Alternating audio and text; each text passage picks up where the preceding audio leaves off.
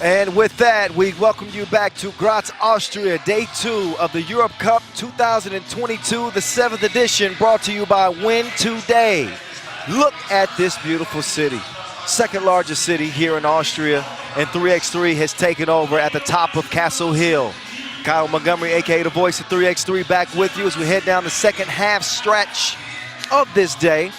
Seen some competitive games today, but we've also seen some other incredible things off the court. Well, really on the court, but not in game action. We had a wedding today here inside the venue, and you won't believe what happened as we took our session break. There was a young lady out here that shoots like Stephen Curry. She doesn't use a ball. This is the bride. Now, she's supposed to be throwing this bouquet for somebody to catch, but instead it catches nothing but net. No look over the shoulder. That is good luck for their marriage indeed. That was the highlight of the day. We're going to show it to you again. You'll probably never see anything like this again in your life. A bouquet swish from the new bride. Congratulations to the bride and groom. And she didn't even mess up her dress. That's a lucky man right there. A lucky man and a lucky lady, I must say. So the celebration continued. Big smiles to go around. Incredible, incredible. We had to show that to you guys as we brought it back from break. Maybe she should sign up for a 3x3 team. She might have a future. You know, we're going to the Olympics in Paris in 2024. Think about it, ma'am. Think about it. All right. That was great. Let's see what heroics either one of these teams have in store. We will get our first look at Team España and our second look at Team Portugal. We saw Portugal in earlier action. They came up short against the Netherlands. They lost it by 7, 21-14. Portugal, again, making their Europe Cup debut. And they're only getting the defending champs. No biggie. No, it is a biggie. Please believe it. España with 4 Hall of Famers, future Hall of Famers, in Vega Jimeno, Aitana Cuevas. Reigning MVP Sandra Igualavide will likely be the last to take the court. Canea Enrama, Marta Canea, the multi-purpose machine on Team Spain. And there she is. I think I got a new nickname for Sandra Igualavide. I'm gonna see if I can get approval with this one. Sandra Swish Igualavide. Ooh. Okay, that got a couple of head nods. I don't know. Maybe it'll stick. Maybe not. Maybe I'll keep saying it even if it doesn't stick. Sandra Igualavide, your reigning MVP and gold medalist for Team España. Man, they suffered so many heartbreaks over the years, and we saw them finally get the monkey off their back, so to speak, and winning gold last year over Germany at the Europe Cup in Paris. Now as Portugal comes to the court, they got to think about that. They're going to have to find some answers for Team Spain, who is a powerhouse personified, please believe it. Doesn't mean that Portugal cannot shock them. It is possible. This is a dangerous team. They possess a lot of talent, but this is one of those games where the margin of error is very, very, very slim. It's like leaving a hand down on me from 2-point range. Did y'all see me today in the break? I think I shot 20 of 20 from long range. You'll have to check the stats. But okay, maybe 20 of 21, but I'm not budging. Team wine beat team beer. Never mind. That's an inside joke. All right, no, the jokes are aside. It's time to get to serious business. We got a 10-minute sprint in front of us, and we'll see if Spain can start on a good foot. This is the last day of pool play, by the way. A and C are the groups in action. For the men and women, we saw B and D yesterday. And in case you are unaware of how things panned out yesterday, I think the story of the day for the men was the Netherlands teams. Arvin Slaughter hit 10 2-balls, 10 of them, to lift them to a 2-0 record. Alex Talesainen and Marek Malashevsky will officiate this one. But the quarterfinals on half of the bracket are set. For the women, we'll see France play Lithuania. We'll see Switzerland play Poland. For the men, we'll see the Netherlands play Austria, while Belgium will face Lithuania. Sandra Igualavide, you won't believe it. She doesn't look at it. She certainly doesn't play it. She's 37 years old. and she's still a certified bucket. 2021 Women's Series MVP and reigning Europe Cup MVP, Sandra Swish Igatavide. She'll be lacing up against the Portuguese here, again, who have a lot of talent with Emilia Ferreira, Joana Sorero, Laura Oliveira, and Marcia de Costa. That is their four-woman crew trying to pull off what would be the biggest upset of the day and maybe the biggest upset of pool play. Those are the odds that they face right now as we bring you this action. The second session beginning from here inside Schlossberg, Casamaten. Let's get to it. The clock is on. Let's get this 10-minute sprint on and popping. Igatavide already got Sorero on skates. She decides to try to feed it inside. That ball is deflected. Over to Aitana, who's your mama? She touches nothing but nylon. Bottoms. Sorero, she likes cotton too. A soft touch as Portugal takes a 2-1 lead early. I like what I'm seeing so far. Of course, we are only 20 seconds in, but each team trading buckets. That the bigger of the two, Sorero, she can do that for you. She's not just a good dancer, she's a good shooter too. Kanea, she'll stop mid-range. That one is gonna drop. She gets the friendly bounce, and we're all even to 2 apiece. Sorero quick kicks it to the left wing. De Costa lets it fly with the left hand. That stroke was bro.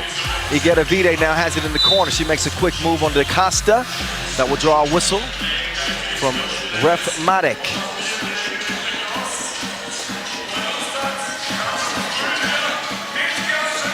Not just the gold medal that Spain won last year. You think back to the Europe Cup 2017, they took a silver. They won the doorstep. Think back to 2019, they also took a silver. They lost to France in the final. You better believe they want to go back to back. That is the task in front of them. If Portugal want to stay alive, they got to do it. Spain, a very much pick your poison type team, 1 through 4. Each one of these players could star on any given day, whether it be Vega Jimeno, who just got beat on the cut. Oh, but maybe she did. De Costa blew the layup. Let's see if Vega Jimeno makes that cost Portugal. Jimeno is fouled on the way up. Spain, the 6th seed, as the defending champions. And Vega Jimeno will step up and shoot 1. Vega, a member of that 2019 team and 2021 team.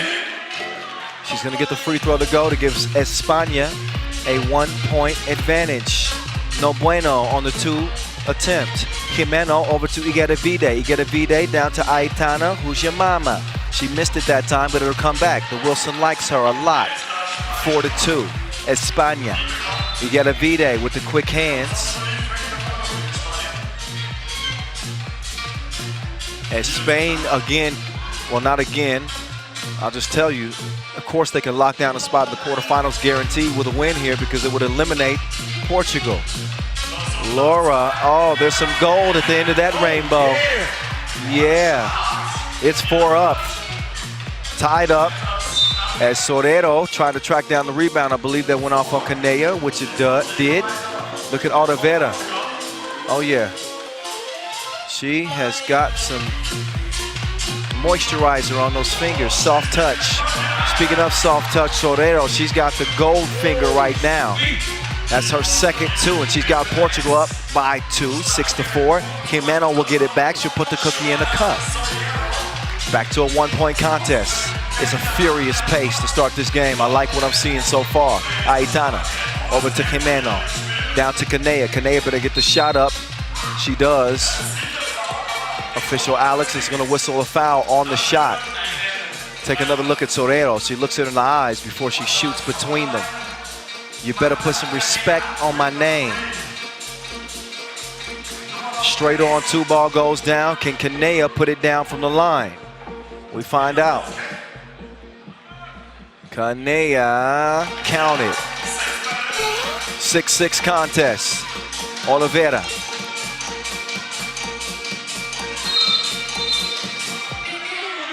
There's a offensive foul called on España.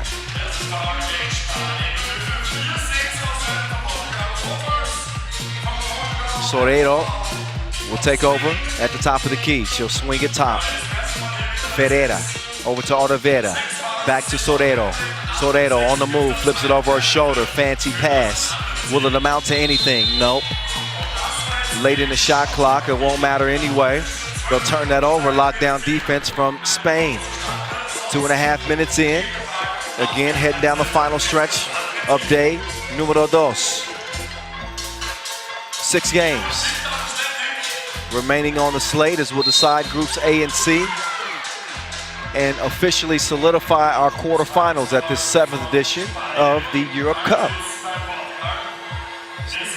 So Igueravide trying to make the move on Soreiro. An offensive foul is called while setting the screen. So a second on Spain. Portugal has 4, now a third on Spain. As Canea is whistled, quick move by Oliveira, put her in a tough spot. So Canea will check out. Aitana will check in.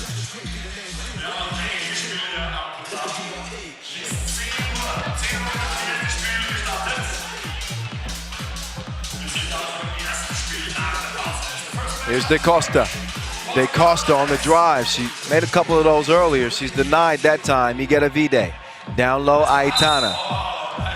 We call that Big Mama's house. Down in the paint. She normally is going to score those. If she doesn't score, most likely she's fouled.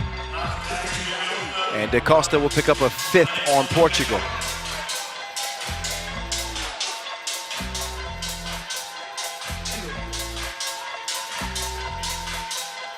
Oh, that one's taken away. Oliveira. She's fouled by Jimeno on the shot. Take another look at Oliveira. Putting the pressure on Jimeno on the attack. We've reached our first TV timeout. As both teams will get a much-deserved breather.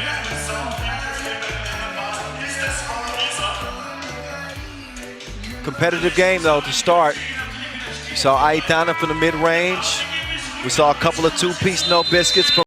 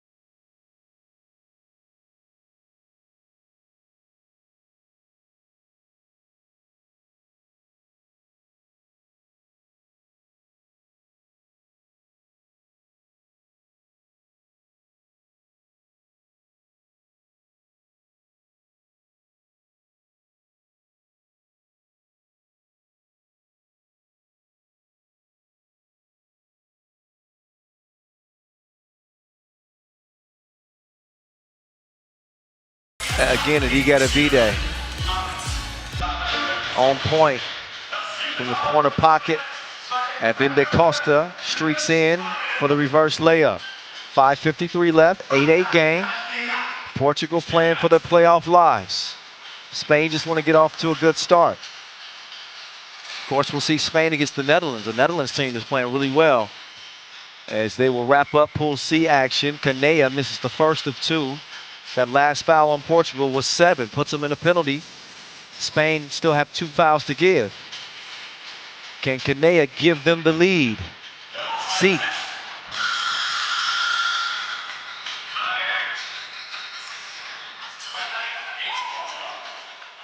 Oh, Oliveira to the cup. Now can she stop Igueravide? She won't have to. Well, now she will. Igueravide, I call her swish for a reason. Swish, Igueravide. Gives Spain a 2-point advantage. The reigning MVP showing that stroke. We saw her hit it from the left corner. She then hits it from the right corner. There's a look at Oliveira, and here's Swish doing her namesake. Stop and go. Wild shot at the rim, out of bounds. Off of red. You saw that España was signaling our ball, our ball, our ball. It is. But they only got 4.7 to shoot. It's Igueravide to Jimeno. Jimeno, no bueno. Way short. Portugal will take back over.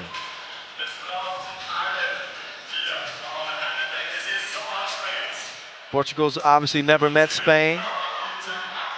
So it's the first time for everything. Soreiro, that one she misses from deep. Ferreira, she's gonna get the layup to fall. Gets Portugal within 1. And a warning issued to Portugal for defending inside the restricted area after a made bucket. Or Spain, rather, my bad.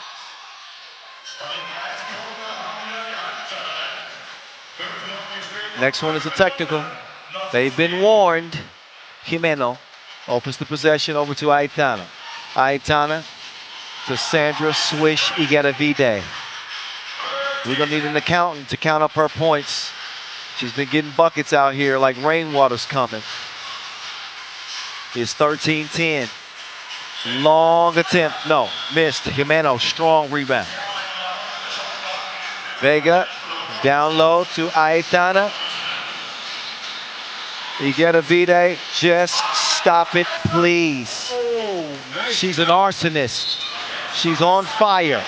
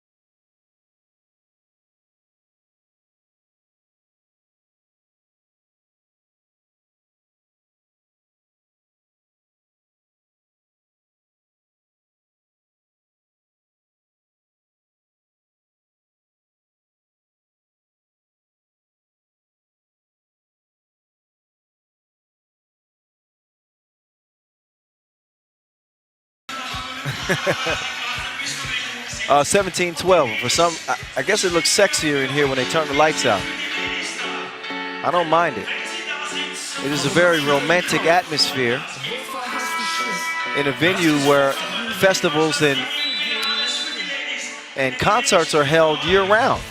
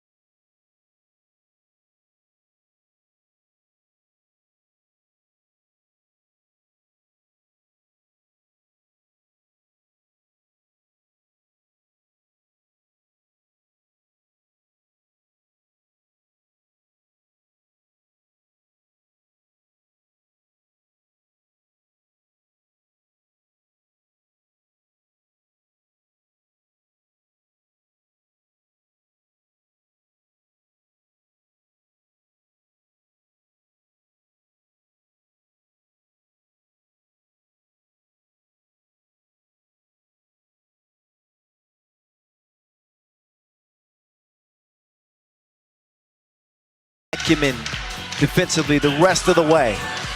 That one goes a miss. Long rebound is tracked down. And Soreiro can't knock that one down. Canea, she'll try to use the size on Soreiro. She says, you too little. And she says, you too short. Meantime, Portugal, oh, nearly stolen. Soreiro, she tipped herself, and it pays off. 2%. 17-14. Oh, Jimeno. Big woman game. Jimeno is fouled. Look at that again. Tip drill, swish drill, straight on from Soreiro. But she's a mismatch, caught in a mismatch against Jimeno down low. De Costa is going to use some patience to get into this possession. Why not? She lets it fly. She was open. Canea couldn't tip it to a teammate, so that's out of bounds. And that ball is awarded to España. And again, Portugal on the ropes. 2:27 left. They must get a win here, or they will be watching day 3 from either their hotel or as spectators in the venue. The reigning MVP steps through, cannot make the lay. Now she'll be charged with defending Soreiro. Soreiro swings it over. We got an offensive foul called on Portugal. That is 9. No free throws coming, but oh, wait a minute. I thought that was an offensive foul. I got my signals mixed up. I need to get in my study book. That is a... No, I was right. I knew I was right. Okay, that was an offensive foul. 9 on Portugal. Next time they foul, if it's defensive, 2 free throws and possession go to España. They got a 4-point lead right now.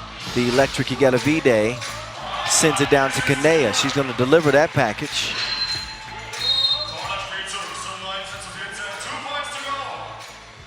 Take another look at Igalavide. Down low, Canea with great positioning and great touch on that shot. That was not an easy layup. Take another look, falling away from the bucket. And the Spaniard puts some English on that.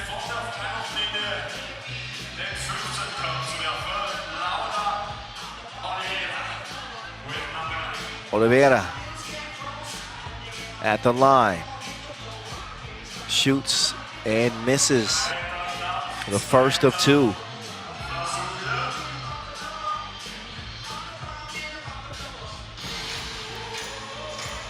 Can she get her team within 4? No, missed them both. Tough trip to the stripe. I was speaking earlier about how slim the margin of error is against Spain. That means you got to make each possession count. Oh my goodness, nice crossover to the corner. Better yet, from the wing, Oliveira didn't have the touch. Long rebound goes to De Costa. De Costa thought about the 2. Instead, she's going to drive, and she misses her mark close range. Aitana throws it over to Jimeno. She wants to get it up top to Igalavide. Igalavide takes 1 step. That ball is deflected and out of bounds. 2 seconds left for España to shoot. They want to end it with a 2-piece.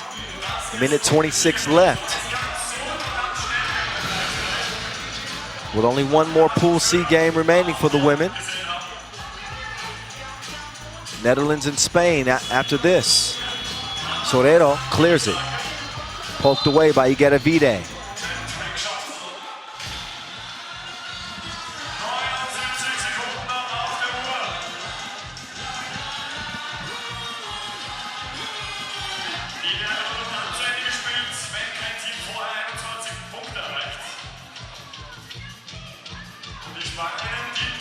Oh, Jimeno lost the handle on it. So as we approach the 1-minute mark, Oliveira. Oh, shook her like Shakira. Igalavide, she is absolutely drenched, hydrated to the fullest.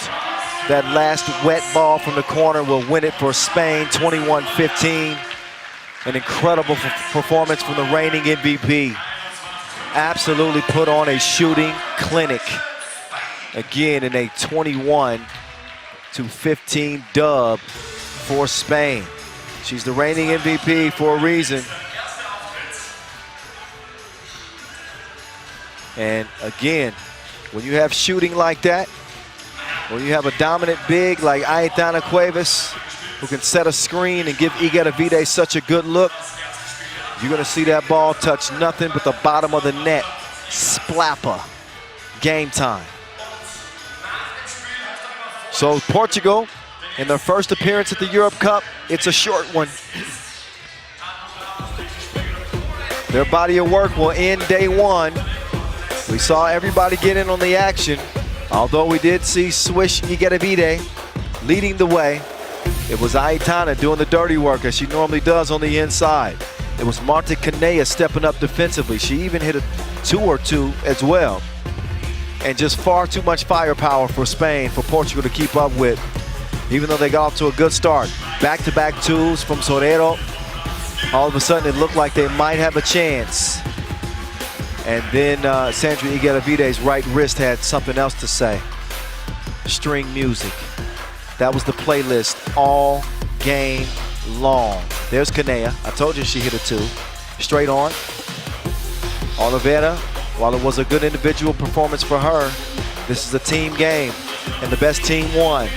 Team España, 21-15. Despite, again, a good individual performance from Sorero. It takes more than one. And the core four for España, too hot to hold, too much to handle in this one. They win it by 6. We'll see them again in their last game of the day against Netherlands. That's going to be a good one. Spain with Igedavide against the Duchess, Natalie van den Adel, and the Netherlands. Look out for that one coming up later on. That'll be our nightcap, the final game of day 2. That will officially solidify those quarterfinals we are heavily anticipating for mañana, tomorrow. Here's what's up right now. We'll turn it over to the men. Get it back to Pool C action. Montenegro was in action earlier against Latvia. They came out on the losing end. Now they are in a must-win situation against Poland as we get our first look at the polls. A new-look Poland team. So we'll get you introduced here momentarily.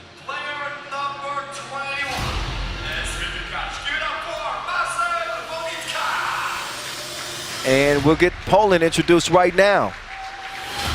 It is Marcel Ponitka. I've heard a lot of talk about this guy. He's a 5-on-5 star.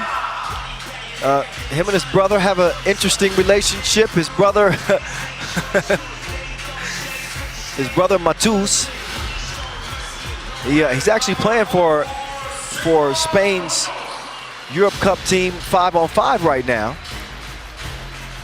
Plays for Zaragoza, one of the better clubs in Spain. That's his brother. They play Ukraine tomorrow in the round of 16, but that's his brother. It's all about Marcel in this one, okay?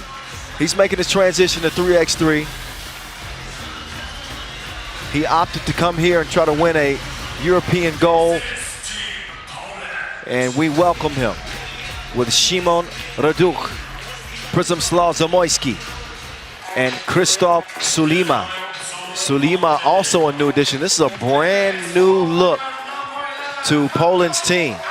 Last year we saw Poland take bronze at the Europe Cup without Michael Money in the Bank Hicks, their longtime top player. Now a new era begins with Poland as they continue to kind of mix and match players to see what the right combination is going to be with their 4.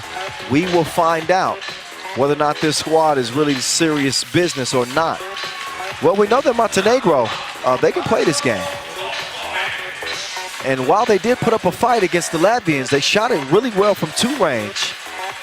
They did not have enough firepower to keep up with Norris Miezis and Carlos Lasmanis and Chavars and Edgar Krumens. Now they come out ready to roll once again. And this game, all the pressure is on them. But you know what they say, pressure busts pipes, but it also builds diamonds. Nemanja Gavranic, Vaso Popovic, Milos Jovanovic, their core 3. As they come out in the red, Those likely the starters for them. Of course, their fourth member is Marko Andelic. Andelic rocking number 11 in red. Every one of their members under 30 years old. This game will be in good hands. Two of our best officials in Yasmina Uris and Cecilia Top, Olympic officials, to keep this one under wraps. Przemysław Zamoyski. He was a member of the all-tournament team last year. Dude scored, I think, 60 points in that Europe Cup in front of the Eiffel Tower. He stepped into that lead role and showed that he can handle it.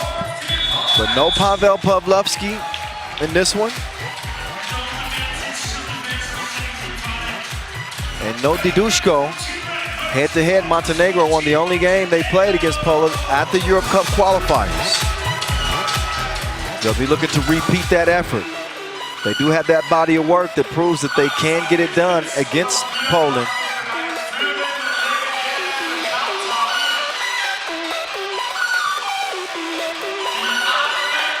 Poland, they hit one of the most crazy game winners of the qualifiers, courtesy of Daniel Galabowski. Galabowski, of course, isn't here. They beat Great Britain from a dagger from nearly half court. That don't matter now. All that matters is what happens in the next 10 minutes of game time as the first of 21 wins and qualifies for the quarterfinals. Jovanovic, quick trigger. It's a misfire. Raduk is fouled on the rebound attempt as Poland will reset. We'll see what Suleiman brings to the table. Again, a new addition. He's a big body on his team. He's establishing post position. He's going to put the shot up. He goes up with the left, and off the square it goes and in.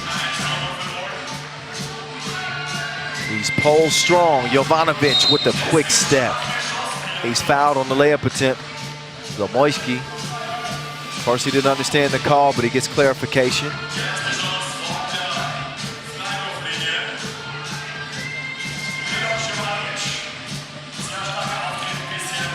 Jovanovic rocking 2-3. This big is proven he can step out. He can shoot that 2-ball. He can also knock it down at the charity stripe. Fundamentals, they matter. Ardouche chunks the deuces. Two flicks of the wrist is a swish. Score on the baseline. Montenegro keeping pace.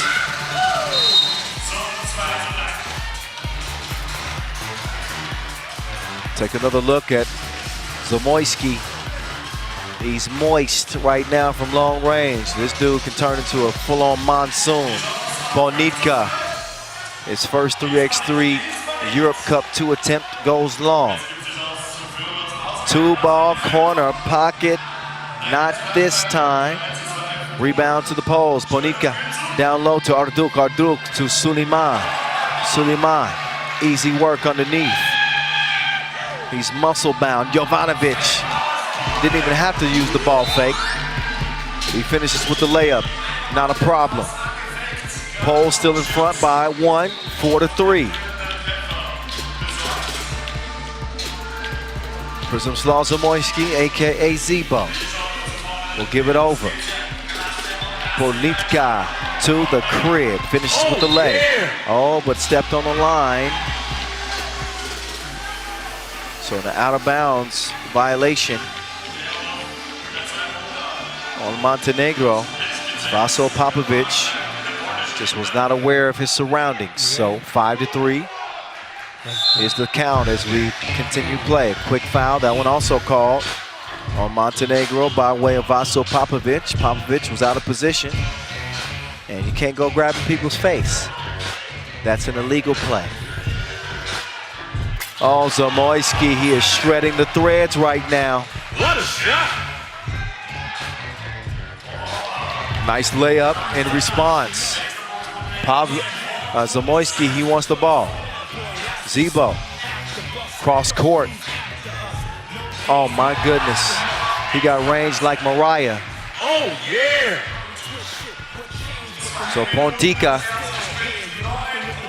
he's got 3 points. Adjusting well to 3x3. Arduk adjusts, swats that one away.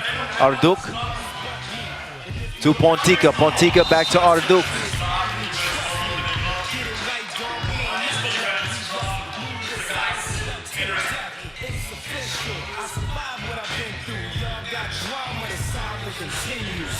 Zebo.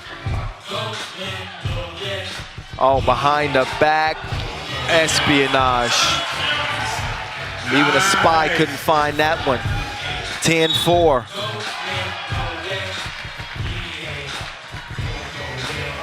Zebo serving up a dish that'll make you lick your fingers. That was so good, I want seconds. It's a 6-point game.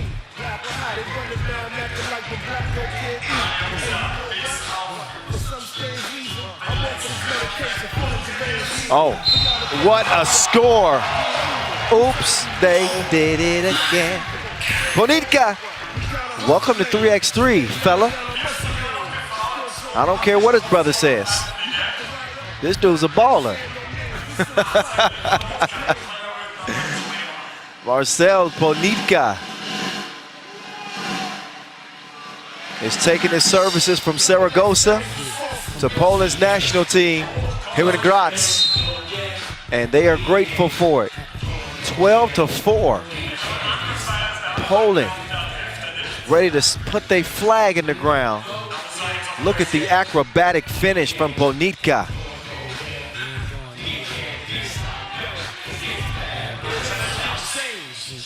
Jovanovic's pass is broken up. Pontica up fake. Pontica 21 Savage is going off right now. It's 13-4. Good contest, or I thought it was. Proud of his space too much. Got to let the shooter come down.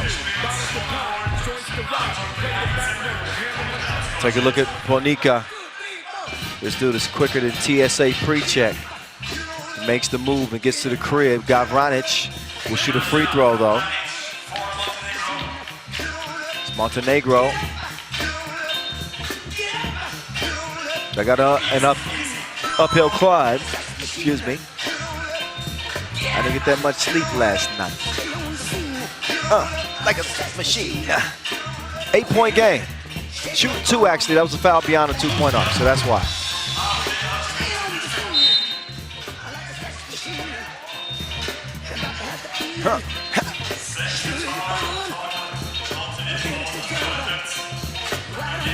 They got the James Brown bumping. They got the James Brown bumping here inside Casemate. Get up, get on up. Arduk, he puts it on up with a brick.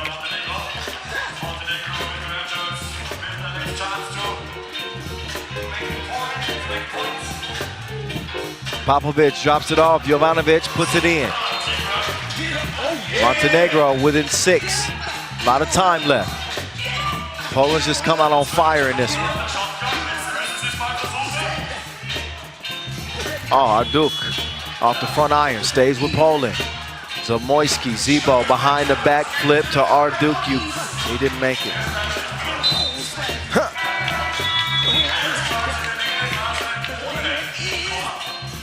So 13-7 game, it will stay at the moment as we head into a TV timeout. But you gotta be impressed. You gotta be impressed with Poland. So far, so good. They found a good 4 here. I know that Pontica is still excuse me, I lost my voice there. I apologize. No. It's my director just asked me, he says, is your voice gone? He sounded worried. Of course not. I'm an Iron Man on the mic. Just occasionally. Occasionally it just cuts out. Y'all forget that. Edit this out of the highlight, please. 13-7. This is live YouTube basketball right now, okay? That one's batted. Pontica whips it. Arduk on the drive, falling away. Didn't have the touch that time, and it's called for the over-the-back foul. And Arduk will check out.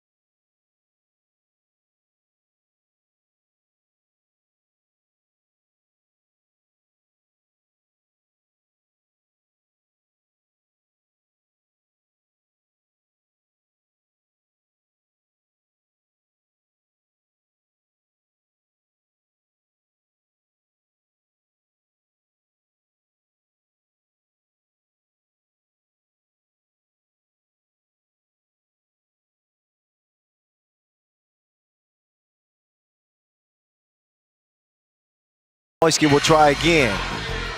Pontica drops the shoulder. He's denied at the door. Pontica continues to fight. Misses the loft. And then Pontica is called for the foul.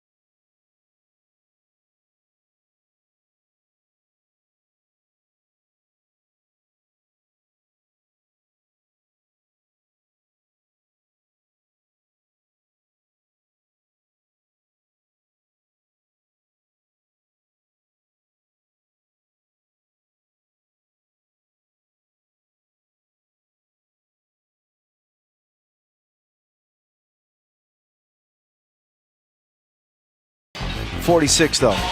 Still a hell of a performance. He almost averaged 10 points a game. 5 games, 46 points. Zebo himself will start with the rock again. Got a good game going now. This time he's got some help. He wants to give it up. Down low. Offensive foul. When you go down. They went down low. And you can see the off arm from Suleiman. Whips around and he gets the foul called on him. 6th on Poland.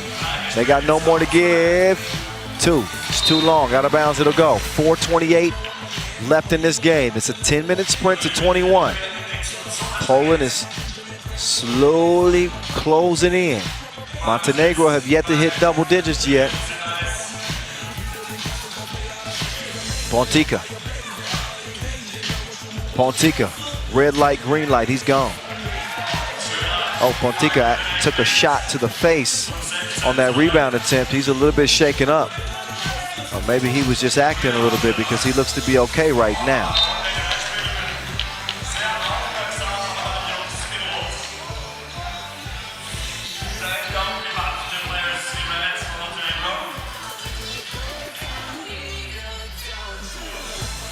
All right, here we go, back to it. Poland controlling this game like analog. Oh, got his pepper picked like Peter Piper. Montenegro has it. Jovanovic cuts, Gavranovic puts it up. Comes up abbreviated. Down low, nice ball movement. They pass it like a relay. Everybody touches it, but it does not touch the bottom of the net. Zebo to the hole.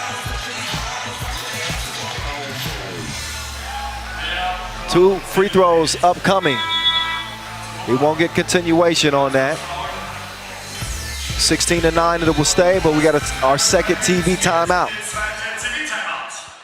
And now the lights are off again. We've dimmed the lights and changed the mood. Montenegro's mood will have to change very quickly if they want to get back into this one. The Poland men are playing well. We saw the Polish women go 2-0. So it's a good time to be Polish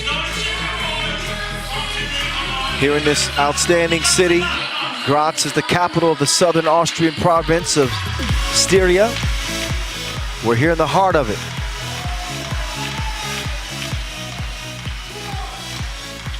Zamoyski knocks down the first of 2. Top scorer from last year's edition of the Europe Cup. Picking up where he left off here at this UNESCO World Heritage Site. Oh, split a pair, missed a second. It's still an 8-point difference. 3:41 to play and counting. Up top they go. Double foul underneath.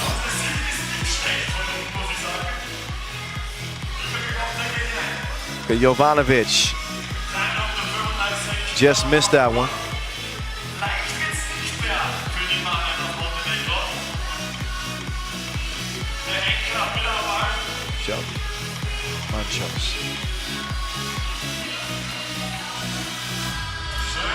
Oh, Pontica missed the crib. Suleiman, no! He didn't forget the tip. Gratuity's important. 9-point game. Suffocating defense from Poland, but they will get whistle for a foul. Too aggressive defensively. Take another look at the tip right here. He does more than just follow up on emails.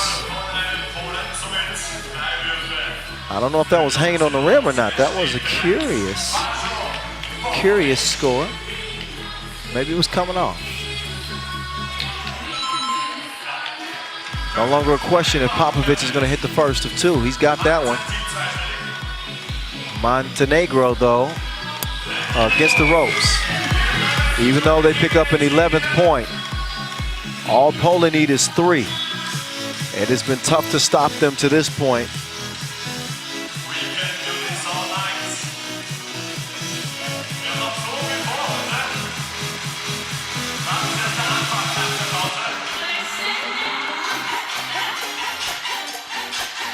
Oh, nice oop. Sets up Arduk.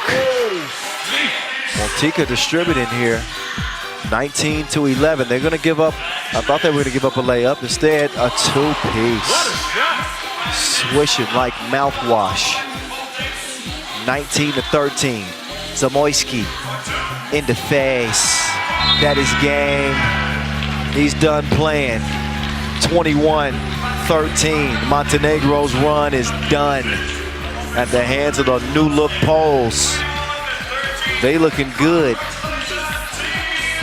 Real good. Another look at the last couple of connections for the Poles. There was the oop to Arduk. And then, of course, the man known as Zebo. He decides to stop playing with his food. 21-13, Poland over Montenegro. They are into the quarterfinals one way or the other. Only question that remains is whether or not they take the top seed out of the group. 4 games left. Next up in the men's competition, we'll see Serbia and Israel wrap up Pool A. But first, let's put a bow on this game. Not a surprise to see it start off tight. But Poland was able to get some breathing room thanks to the shooting of Zebo. And the new addition of Pontica, I think, really made a big difference. Not just him, but Suleiman's size and aggression on the glass and attacking the rim. That also made a huge difference. There's 21 Savage right there. Touches some nylon. Then he gets some extra hang time. Finishes acrobatically. Then the fake on the baseline. He gets to the crib. So contributed well in his first Europe Cup action. And tell his bro, Matus, to take that. Yeah, I'm balling out here. Europe Cup 3x3. He's gonna try to lead them to a precious medal, not named bronze. That's what they got last year. Suleiman with the tip, then the dish. Well, not a dish on that play. That's another look at the tip. A nice oop to Arduk. That gave him a 19th point. And then Zebo takes the game. It's both our bike. All right. I told you we're going to get to Pool A action next, didn't I? Why would I lie to you? I wouldn't do it. I told you Serbia's on deck, and here they are. We saw Serbia in their first game against Slovenia. They got tested, but they were able to pull away. Got the Slovenians in foul trouble, won it by 7. Now the 3-time defending Europe Cup champions will retake the court against an Israel team who also comes in with a win over Slovenia. Both teams going to the quarterfinals. That's not the question. It's all about who wants the #1 seed. There's the manimal, Mihailo Vasic, who played his college ball in the United States. He is a 3x3 great already, decorated, World Cup champion, World Tour final winner with Team Lehman, an Olympian, bronze medalist, and now looking to become a European champion. He's joined by Marko Brankovic.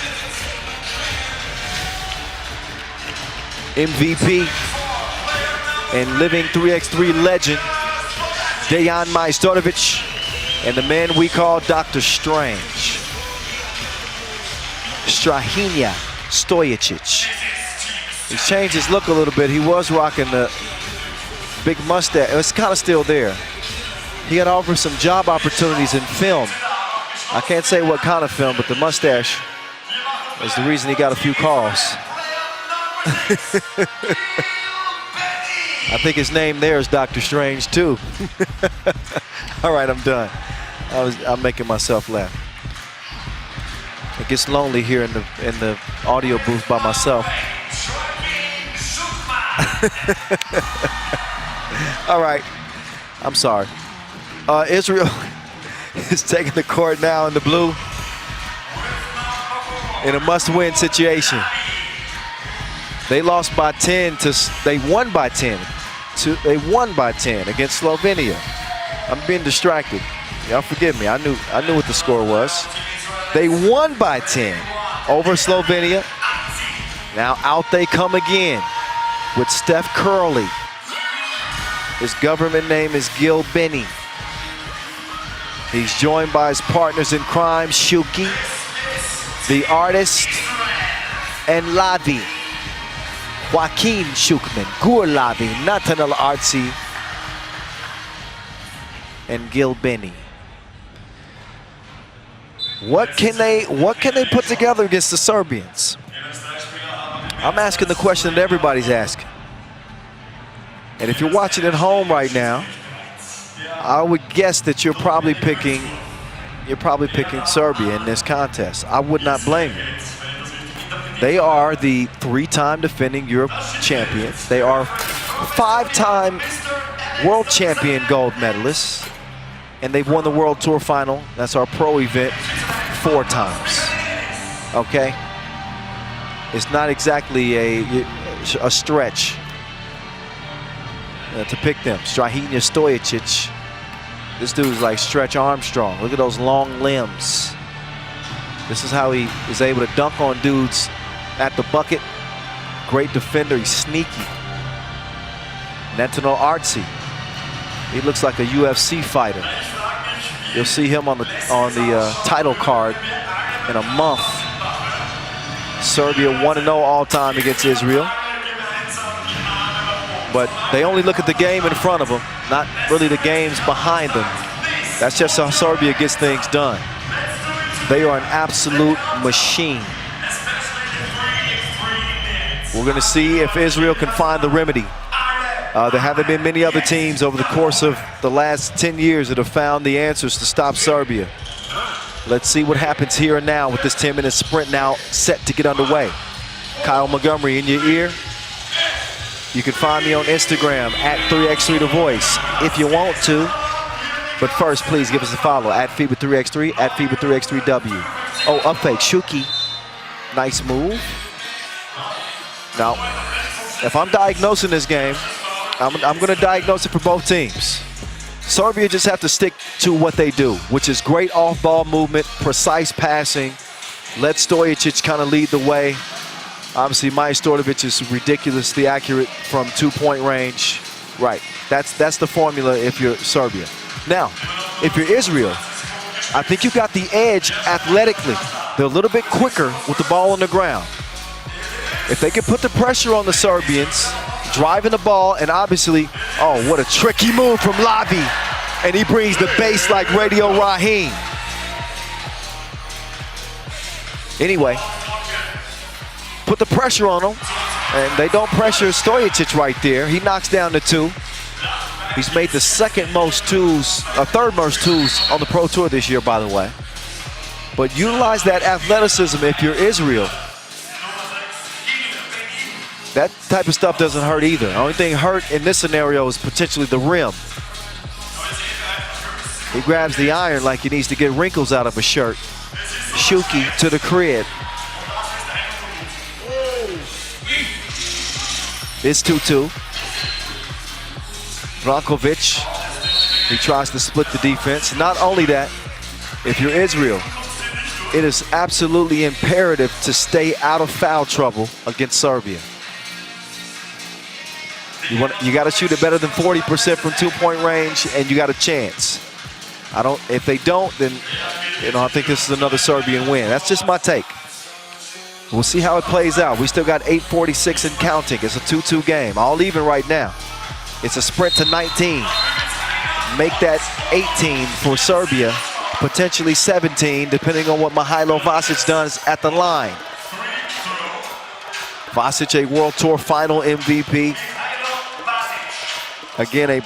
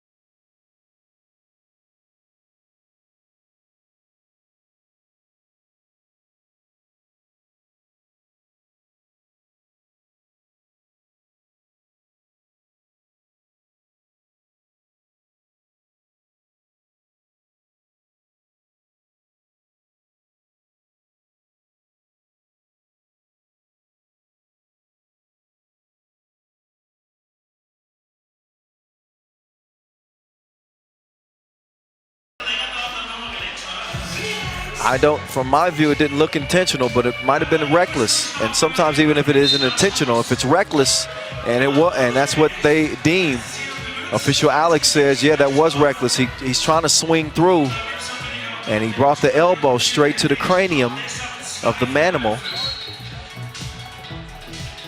So 2 free throws. Shooting 2 is Mihailo Vasic.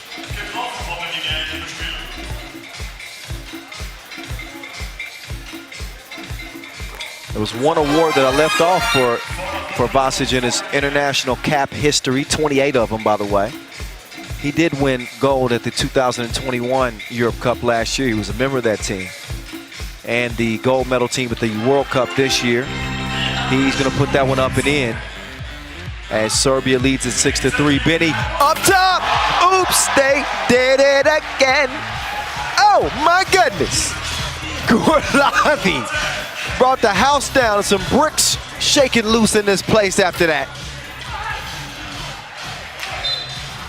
Oh, yeah. Take another look at that. That was so good. We want seconds. The package is delivered, and Lavi throws it down. One-handed punch with authority. 6-4, Israel. Maybe that ignites him a little bit. The maestro, steps through. He goes off the window. Serbia's lead at 3. Artsy kicks it over to Shuki. Shuki, his pass deflected by Strahinja. No, Shuki will shoot it. 7-6, Israel. Right in this thing. Here's Strahinja. Strahinja to the baseline. Reverse. Artsy, he's got plenty of time to let that go. Oh, friendly bounce. The Wilson goes down, and it's 8-8. How about that? This has turned into an action film. Every scene has you on the edge of your seat. Look at Shuki chunking the deuces, and then Artsy That's exactly how he planned it. Not really, but it doesn't matter. It goes in, and it's 8-8. Steph Curry over to the artist. He draws, but he misses. Maestro, he fires a blank. Lavi clears it. The 21-year-old going baseline. Watch your head. Bang outs. Maestro, 2 is better.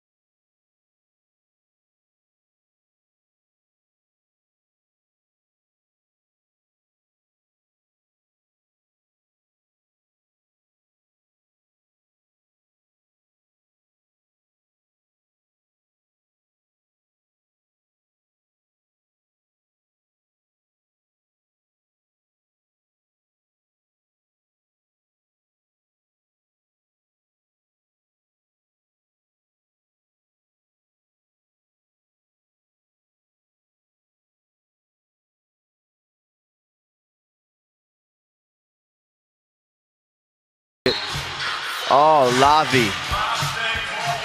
This dude drunk his muscle milk. He had a protein shake before the game. He is showing plenty of strength. This is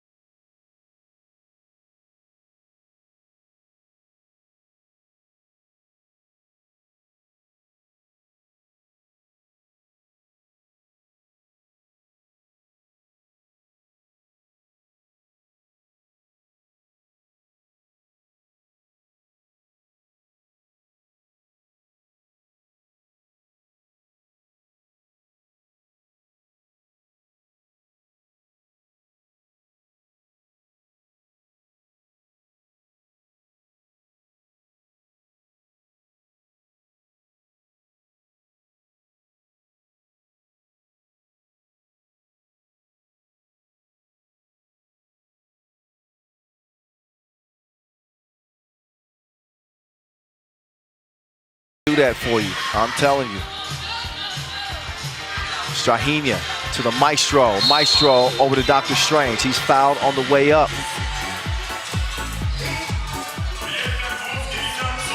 Strahinja, the top scorer on the Pro Tour this year. As I mentioned, he's been the centerpiece of an OOB team on the Pro Tour that's won 4 events this year. He's got 3 MVPs. He's really elevated to be the best player in the game. That's why he's the world #1. for a long time in the shadow of his brother, Mr. Robot Stefan Stojacic, but this dude, he's bloomed like a butterfly. And like Red Bull, he's got wings. 17-13, Serbia with the lead.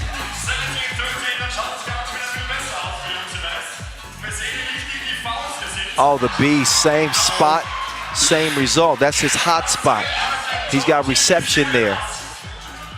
Steph Curley puts it up, missed it, but a push called on Artsy underneath. That is Israel's 8th foul.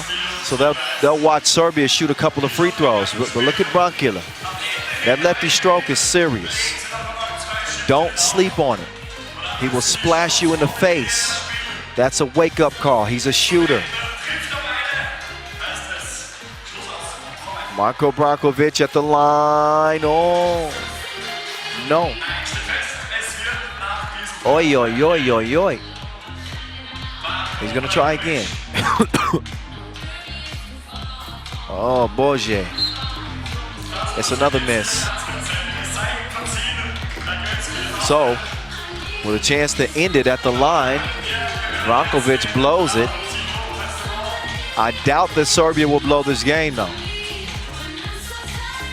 And knew that this would be a tough matchup for Israel to begin with. They are going to the quarterfinals. So that is a win in itself. Vasquez, look at this ball movement. They pass it like a relay. Everybody touches it. And the last time that ball is released, it goes to the bottom of the nets. One more maestro to put it away. 21-13, Serbia.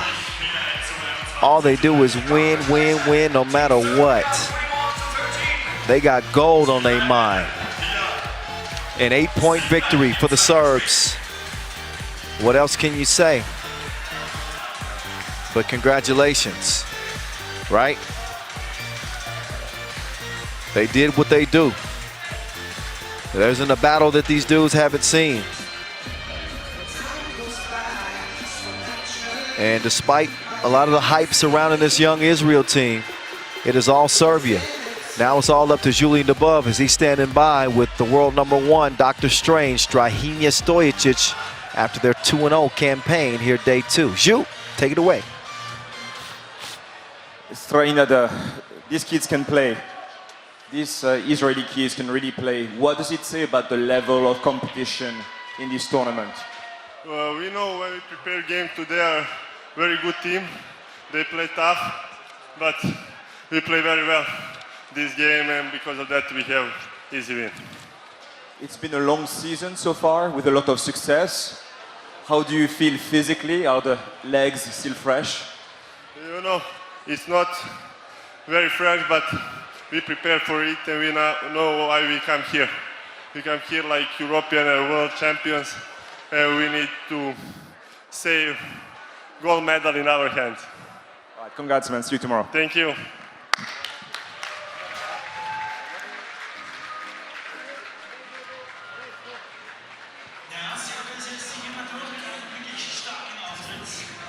All right. So apparently they do have what it takes to keep going. It has been a heck of a year for the Serbians so far. They've been winning a whole lot. That's to say the least. This game had a bunch of highlights in it. Look at this dude, Latvia. This dude absolutely demolished the rim with the trickery, splits 2 Serbs, and he drops the hammer like Thor. Then he dropped off the dime piece. All of a sudden, it was looking like this game was going to be a potential threat for Serbia's undefeated run. But if you thought that, then obviously you thought wrong. Serbia are the 3-time reigning champs for a reason. They settled in nicely. They were able to pick apart some of the deficiencies on the Israel team. They stick to their script and they stick to their playbook, and they come out with an 8-point win. This is Serbia. Another impressive win for these guys as they continue to impress.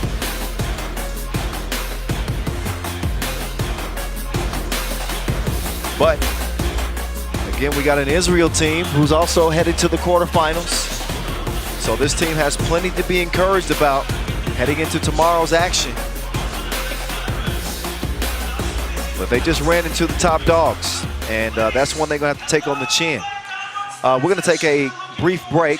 Our next game is not scheduled to start until 21:12, so we got a little bit of time. And in the meantime, we're going to treat you with the top 10 plays from the Europe Cup 2021. We got some women's final highlights, some men's final highlights, crossovers, dunk contests, dunks, dimes. I mean, we got a lot for you. Y'all check that out. Again, we're going to get back to it at 21:12 with Germany and Austria. Enjoy.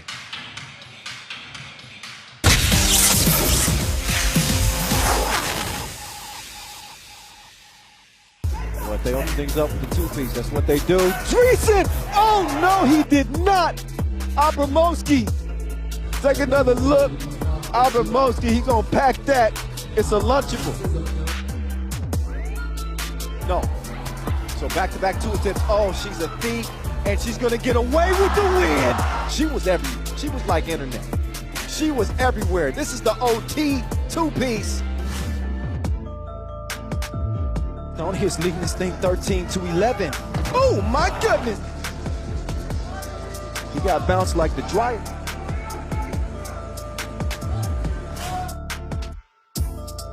Ray, all up in her airspace. Igedavide, the runner.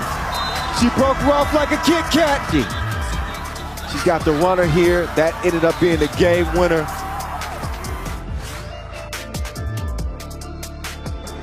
Good shot, fade left, back foot.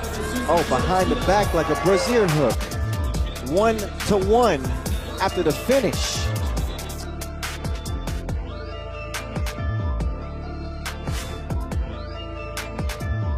Sprint. And oh, what a dime piece. Zebo.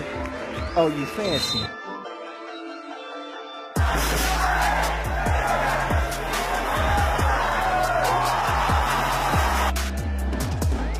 A look at Pontins at that last shot. This is ridiculous. He's gonna shoot it. It's got to be Zebo. Zebo mid-range for game. Zebo put his cape on and gets the TSO buzzer beater for Poland.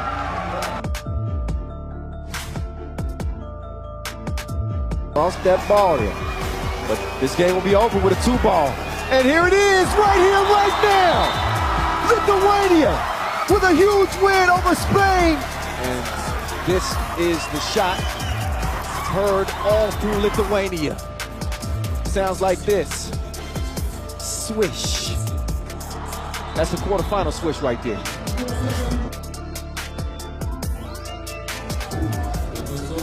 Oh, Teray rocked her again. Them ankles might need some tape.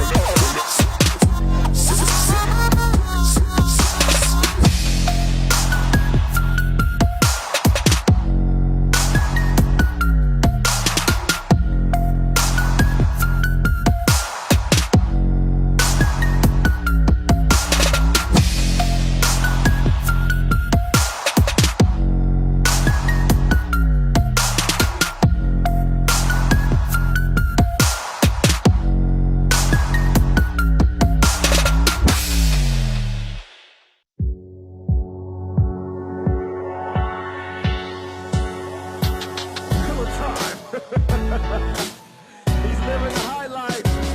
He says, hold on a minute. He stings him with the scorpion dunk. Let's take another look at it. Off the bounce. Hey, Grabo is crazy. I'm about to put this dude in a straitjacket right now. Off the bounce, he tucked it under his bum, and then he brought the bass like an 808. So Tyler Curry up first, up and over. Finishes with the windmill. He's breezy,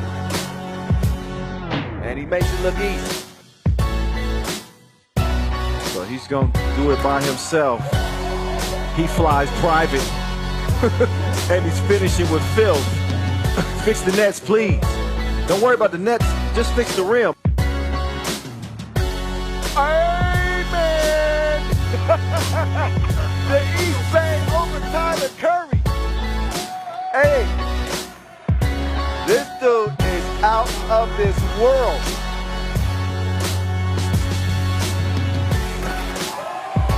OMG! That gave me motion sickness. Zion Miller time.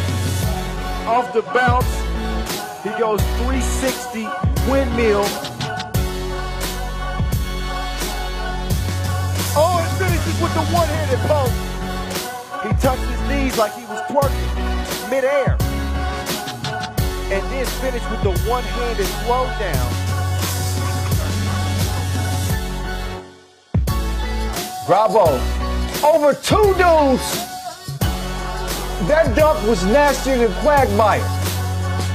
Giggity, giggity, giggity. Oh my good, the ninja kick clears the second volunteer. What the?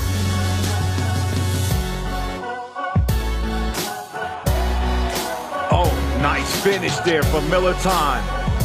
He goes off the bounce. Little swag afterwards. Oohs and ahs from the crowd. Staples, 360 through the legs. And he's still hyped up.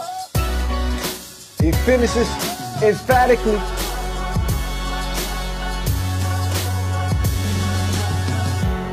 That one is a miss, straight bolt. Oh! That wasn't a dish, that was a delicacy. I see you. Aiden Kapga. Decided. He gives it up to get it back. He's on the move. Oh my goodness. Oh, he got option. He could pass that like Stockton.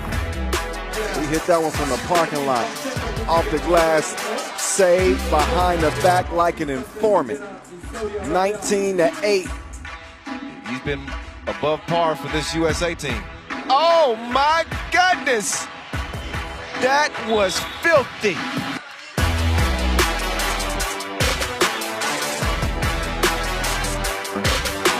Ball away, hook is a no-go. Paishalic on go mode. He flips it over his shoulder. Sharon is caring. And they connecting like a Zoom meeting. 14-1.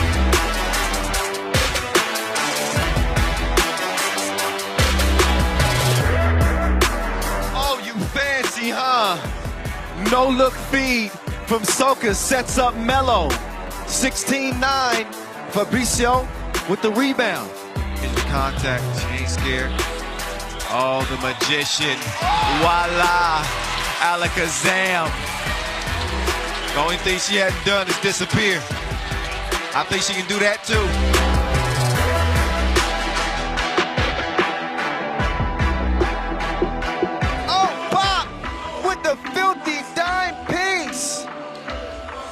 You won't find a better dime than that. Sarah, quelle passe! Oh, la combinaison! Martin pour Lehmann!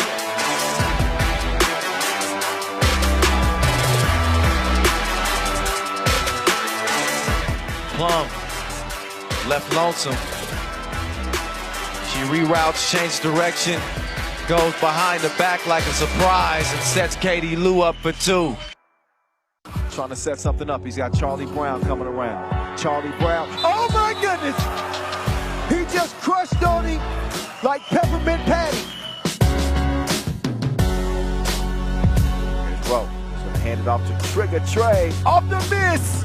Puts that back. Trey Lansley sticks the landing.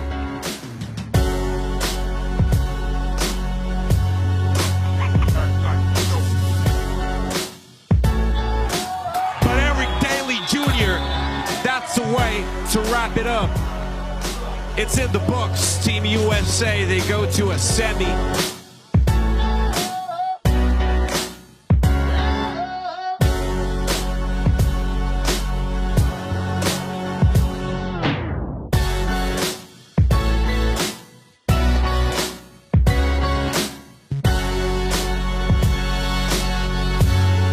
Here we go, a great dish. It's an execution, ladies and gentlemen.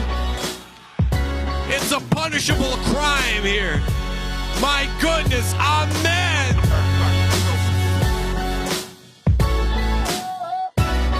So they're going all in. Oh, nice time. Oh, see? Told ya.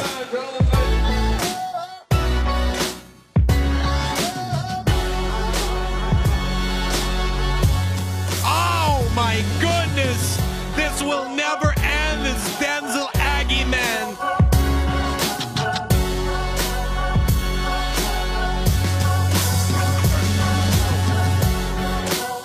Must-see TV!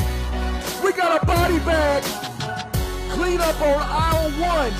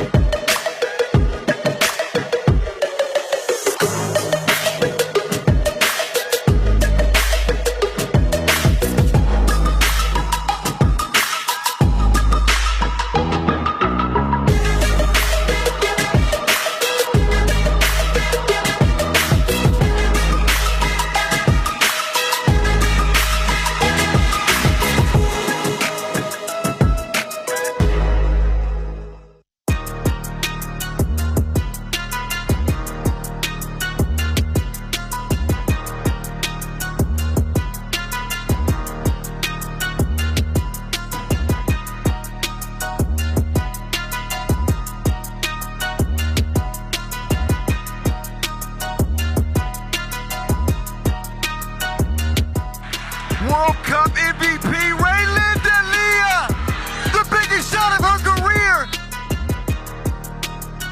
And all they need is one. They don't have to go for two. Maruni, getting unruly. Ball game and on tee. All up in her airspace. Igaravide, the runner. She broke her off like a Kit Kat. They will be over with a 2-ball. And here it is, right here, right now. Lithuania with a huge win over Spain. Game point. Call it game. Mushidi slicing they hopes like a machete. Another up fake. Another 2 attempt. 2-piece. A hell of a shot that goes down. Another nail biter. Kovacevic! Who is this man?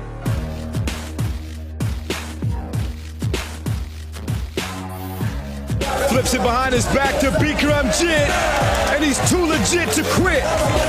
Bikramjit going back to back for the win. No good as well. Orlova, oh my goodness. What a shocker.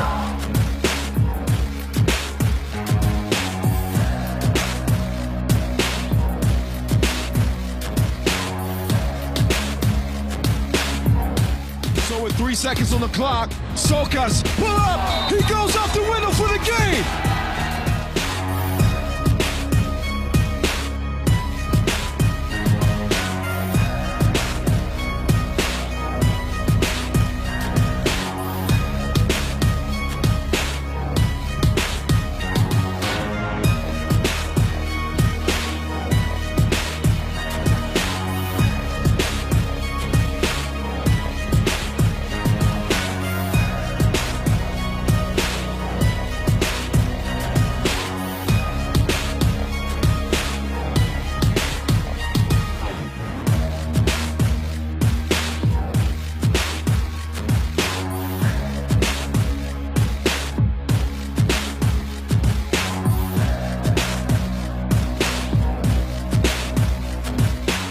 Damo has his shot blocked.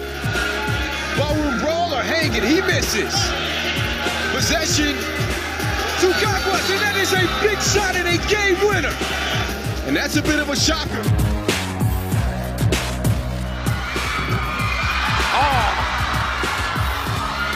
Chester play B. 36 seconds left. Philippines win it. They break Malaysia hearts. Dusan bouquet, the #1 3x3 player in the world for a reason. Disco Damo, right at Jonathan Garcia, step back, misses. Possession now to Caguas. Martinez likes the 2, and that is your ball game. The larger McKinney. Now Dusan with Henry on him. Different choice for the game winner. Team Services, the gold is ours here in Guangzhou.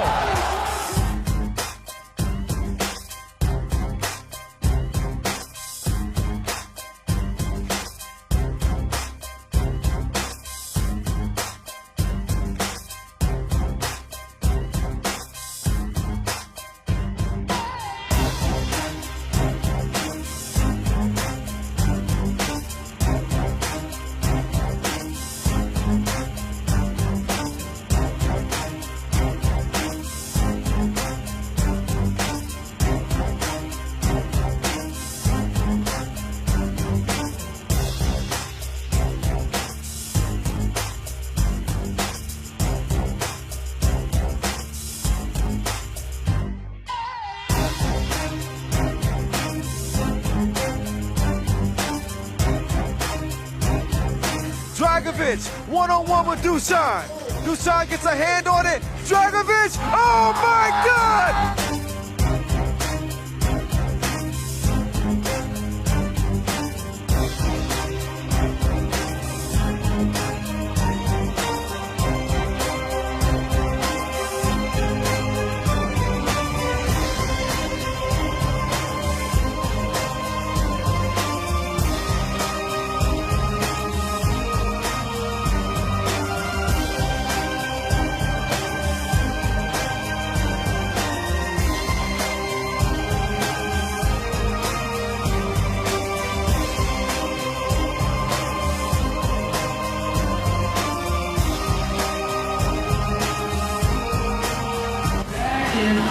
So New Zealand now with a chance. Purcell, chance to make good on that layup miss. Wide open look for Cox. This would end it. It's done. What a win. First to score 2 points wins it. Mongolia strikes first. Steele gets it over to Garland. Pull up two. Tasty. Ray Ray's got the rock. She can end it with a 2. And she goes in for the layup, misses it, regains it. Felipe's got to lift. This will end it. This will end it. And she does it. It's over. Say goodnight. 1 to 15 seconds to go. Della Barba. She hesitates. Couple crossovers. She's going to the cup. Victoria got her on lock like Jamaican hair. And it may preserve France's win. Mungo shoots the 2. Never mind. Never mind. It's an upset. Inside, Majstorovic saves the game one more time for Novi Sad. Bulut in search of a 2-pointer. Dusan Bulut with the dance goes inside. Majstorovic for the win.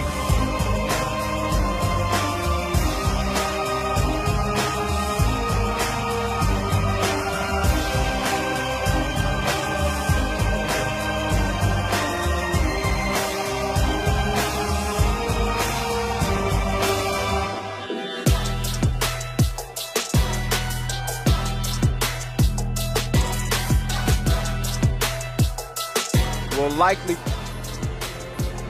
preserve. No, it won't. It's a shocker. Damon Hoffman, clutch like a stick shift.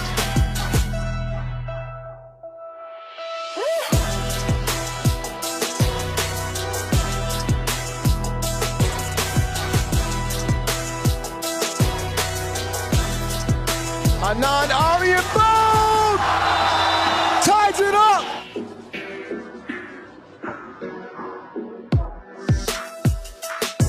One more fault to give for Russia. To repo to Chica next. Beating the bother.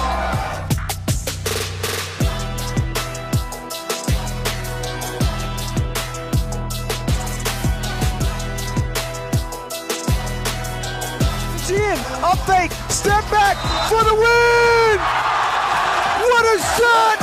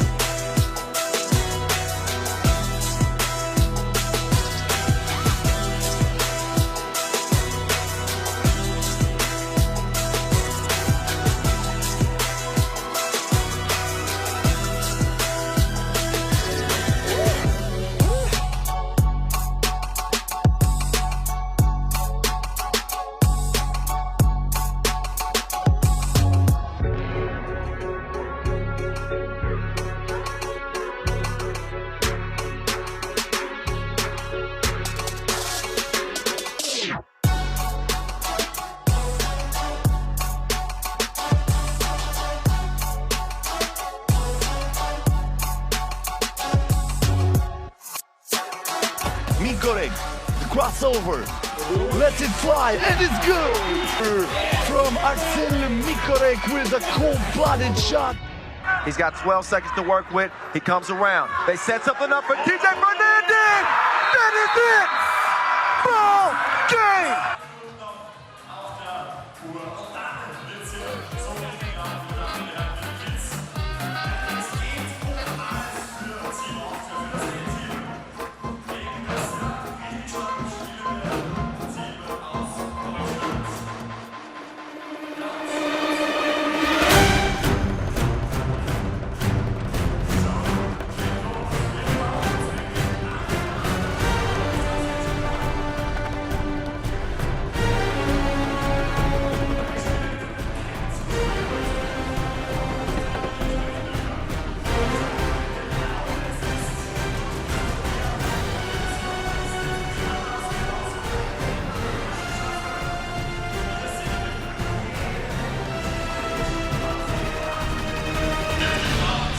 All right, ladies and gentlemen, welcome back. We have 3 more games remaining on the schedule. In our final day of pool play, we just saw Serbia beat Israel 21-13. We've got 2 women's games, 1 men's game remaining. Germany and Australia are on deck, followed by Latvia and Poland in the men's competition, and finally wrapped up with Netherlands and Spain in Pool C action for the ladies. Once that is done, our quarterfinals will officially be set.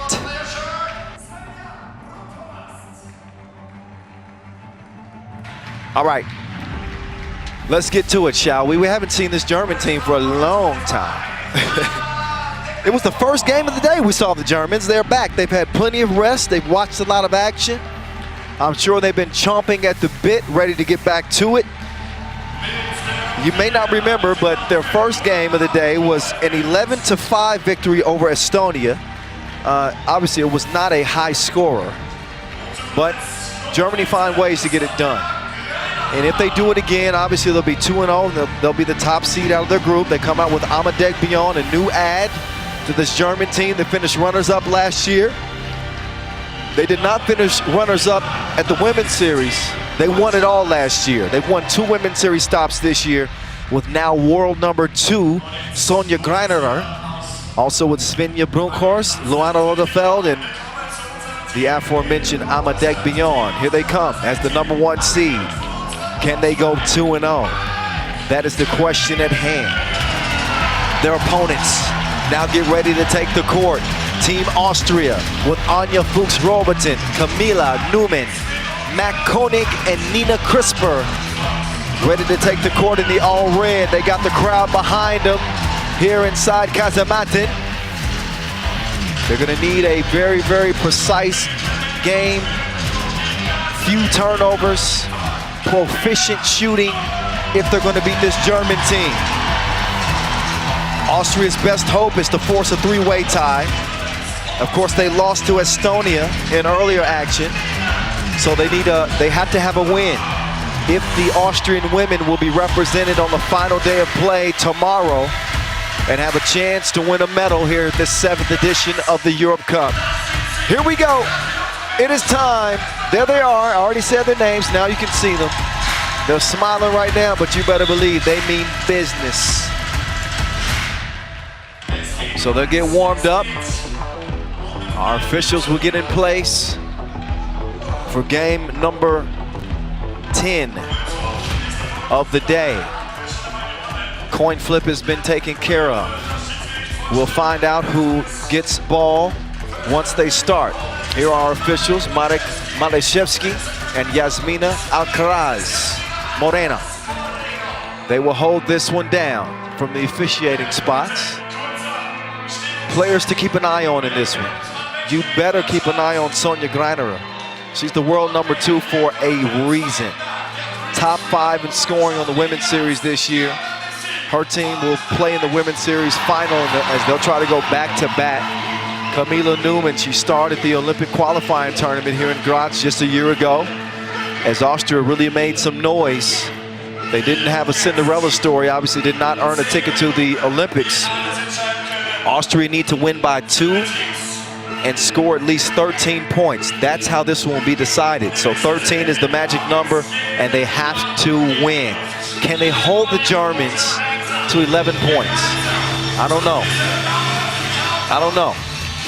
We're going to have to find out. Now, obviously, Germany could score more than 11, but the key is Austria have to win by 2, and that's because they didn't score a lot in that opening game. They only scored 5 points.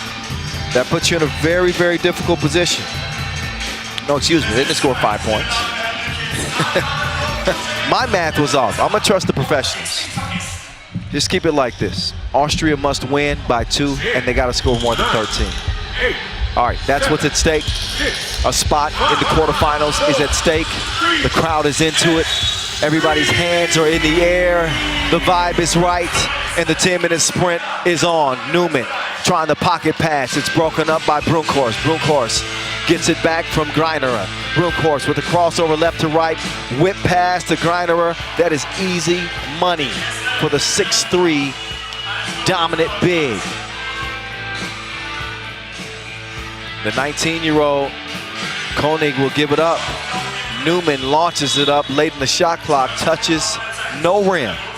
So that is a shot clock violation by the definition of the rule.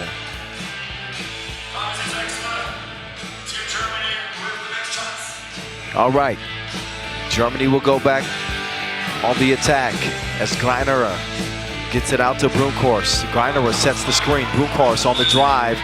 There's a foul on the shot attempt, as that will put Svenja Brunkhorst on the line to shoot one. Germany have gotten better and better and better at the Europe Cup. You think back to 2018, where they didn't even qualify. 2019, they came up just short of qualifying. All of a sudden, 2021, they're runners-up. Where did they come from? They now lead 2-0. It's fed down low, and Crispy.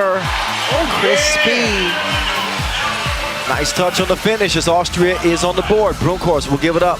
Greiner receives the package. You got mail. Koenig has that pass redirected. Degbion making her move. Degbion to Brunkhorst. Brunkhorst gets it back. She's working from the left wing in front of the Bergo logo. One of our official suppliers, by the way. Shout out to Skelda Sports, Baudet, and Bergo, our official suppliers for this 7th edition of the Europe Cup. Red Bull, and of course, this Europe Cup is brought to you by Win Today. You better win today or you won't be playing tomorrow. I'm talking to Austria. Maybe Germany too. They aren't clear yet, by the way. Pool A action. Estonia with 1 win. We could be looking at a 3-way tie depending on what happens here. The first domino must be an Austrian win. It's 2-1 right now. Brunkhorst is unable to save it. Woo-wee. I've heard a lot of people chiming in about this venue. And we're here atop the Castle Hill, as I mentioned. Centuries-old bricks here at Schlossberg Kasematten. The Casemats, as that shot falls, are the remnants of the medieval fortress here. One of the largest and most important buildings of the fortress on the Graz Schlossberg. From 1578, it was installed in the former moat that had been blown out. So we're playing in a historic venue right here, right now. I mentioned the acoustics of this place. It is loud. They hold concerts and festivals here. And this is what remained of the 2 basement floors after the demolition of the Graz Fortress in 1809. We're here right now, 2022. These stones, these bricks, centuries old.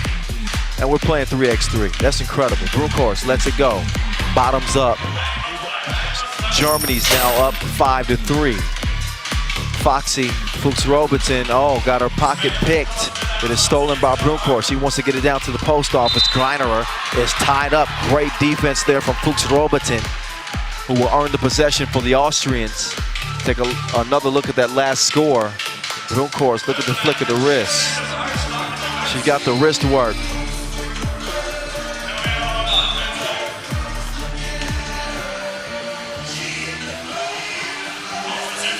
So they got low. Rodefeld starts the possession.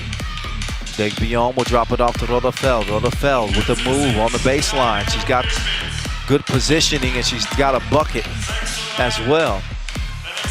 Rodefeld trying to stick with Koenig. Koenig crossed her like the escapades. Oh, Lord. Greiner with the drop step, no. Rodefeld now with the rock. She'll kick it over to Degbion. Degbion gives it up.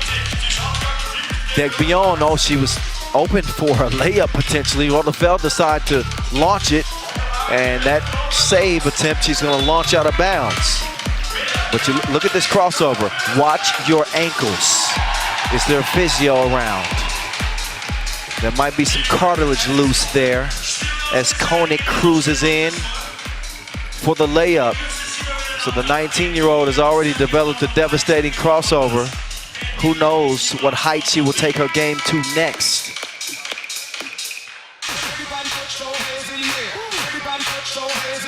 Everybody put your hands in the air. Even at home, if you're watching right now, put your hands in the air. Put your hands in the air. Okay, never mind. You don't have to. I'm just trying to make sure that you have a good time. Everybody here in the venue is doing that. So you might as well too, right? All right. Greinerer, no play on the ball. That's why you're seeing the unsportsmanlike call from official Maniszewski. Manik gives a signal for 2 free throws. And if you don't make a play on the ball, if you put the offensive player in any danger without a play on the ball, you're going to get an unsportsmanlike foul call. And that's the result as they put the world number 2 on the line. She's going to miss the first.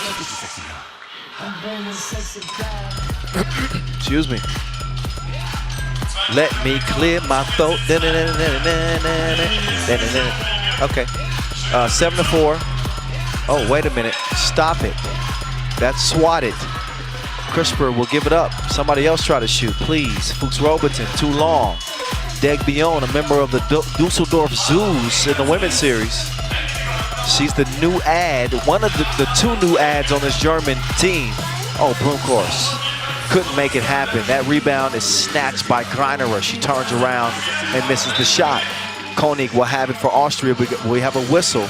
Wait a minute, a technical. And I got to be honest, sometimes there are things that happen away from the ball that I miss because my eyes are always on the action of the ball.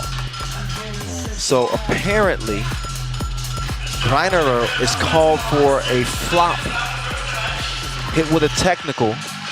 Whenever a player kind of overreacts to a certain play and they try to sell a foul, you can get called with a technical. And that's exactly what happened to Greinerer.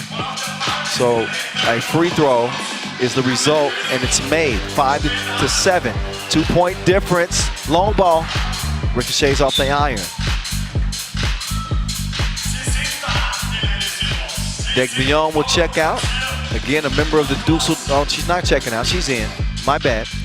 A member of the Dusseldorf Zoos in the women's series. A German/Japanese team. Privately owned. She's played so well that they decided to add her to the national team. She's going to have to defend now, and Koenig will try to make things difficult on her. Koenig slick behind the back move.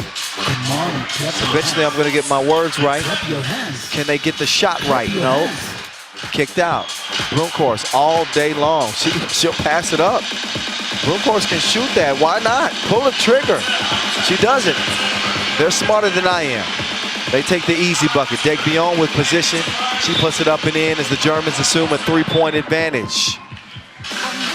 Take another look at Svenja kicking it over. Rodefeld down low to Deg Bion. That's easy money. She's got great length, does Deg Bion.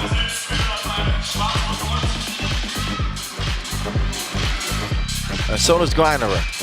Greinerer puts it up and in. Greinerer standing 190. Deg Bion, if you're keeping count, she stands 188. The Twin Towers for this German team. Meantime, nobody there to block that as Fuchs Robertson will chunk the deuces. Camila Newman can get the rebound. Greinerer doesn't receive the package, but she does receive a foul. And she sends Fuchs Robertson to the ground. Must-win situation for the Austrians. I told you what they must do. They have to score at least 13 points and win by 2 if they hope to qualify to day 3. Otherwise, their journey will end on their first day of action.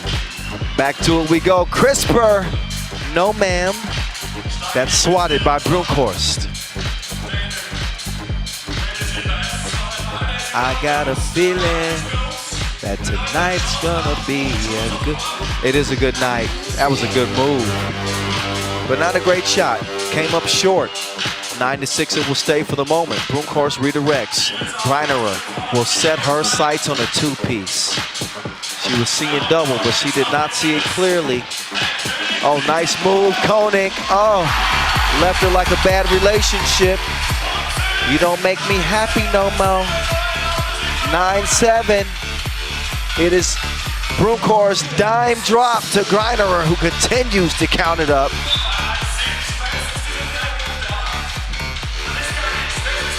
Take another look at Koenig, up fake.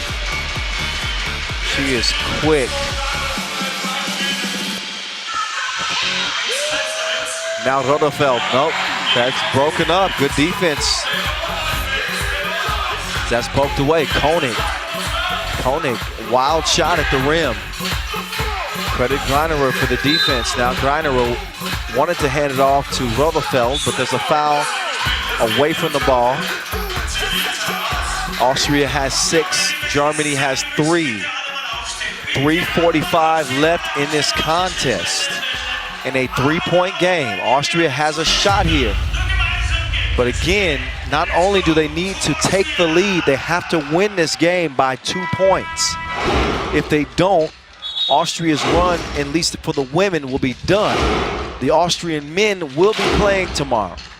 But obviously, the local fans want to have 2 representatives on day 3.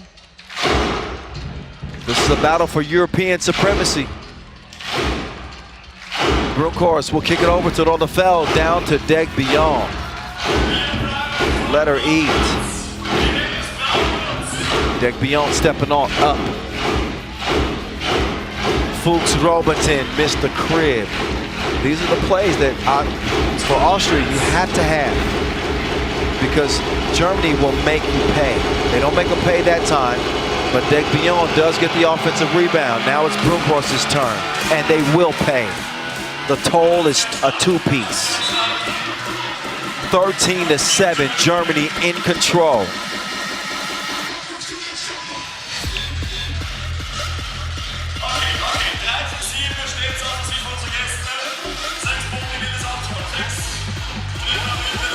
Six fouls on Austria, 3 on the Germans in a 6-point game. That ball is stolen away. Fuchs Robertson in business. Newman all alone should put it up and in. 5-point difference, under 3 to play. Oh, Greinerer, she's got nowhere to go with it. They're running out of time here. Only 2 seconds to shoot, no more time. Would have been a shot clock violation had Austria not come up with the steal. Fuchs Robertson in for the crib. It's broken up, 2:35 to play. Germany leading by 4, a 2-possession game. Can they somehow find the energy to put together a run? You hear all the time in 5-on-5 basketball, it's a game of runs. Austria is yet to really have a consistent run in this game. Degbion will miss the layup. Can they put together back-to-back scores? We'll find out. Fuchs Robertson. Koenig is running the baseline. That one's launched from deep. It ricochets off the left side of the iron, out of bounds.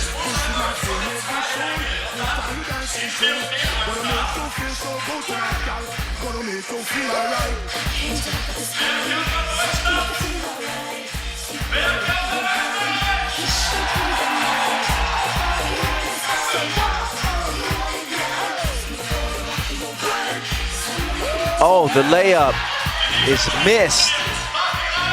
Newman. No, ma'am. Oh, Newman, nice drop step.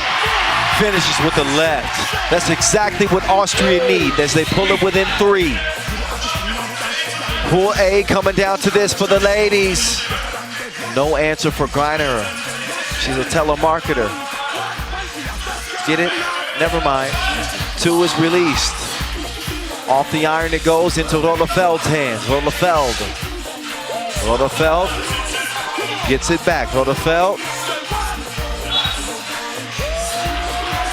There's a whistle.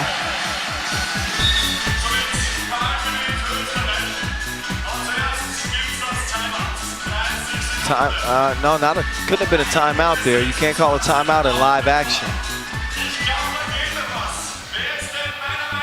But apparently there is a timeout.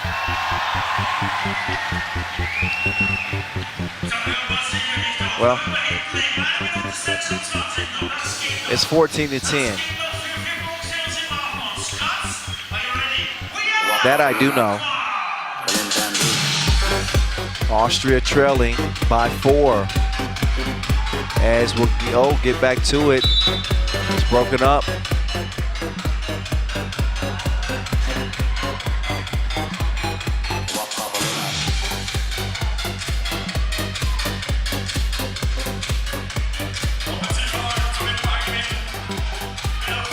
All righty. 1 minute, 12 seconds left. Can the Austrian ladies put together a run that will put them in front by 2? It would take the Magic Sky roof off of this place. Let me tell you. Turnaround, no. Greiner, she'll clear it herself. Cross-court pass. Gets it back to Greiner. Mid-ranger is a no.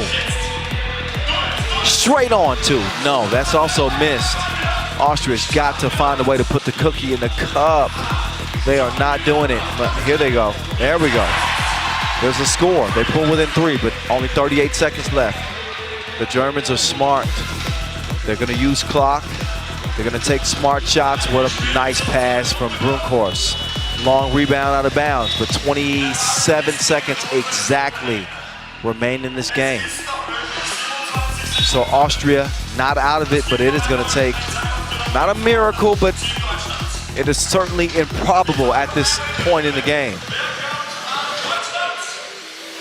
Technically a one-possession game, considering that Austria could hit a 2-point shot and get fouled. Obviously, a free throw would make it a 3-point play. They could tie the game. But that's unlikely. We'll call it a 2-possession game. Just because you don't see those happen too often. A 3-point contest. 26 seconds remain. It is imperative that Austria find a way to put the ball in the bucket. Don't have to have a 2 here. A 1 would do. Instead, they chunk the deuces. Out of bounds it goes. So the 19-year-old Koenig maybe forcing the action there.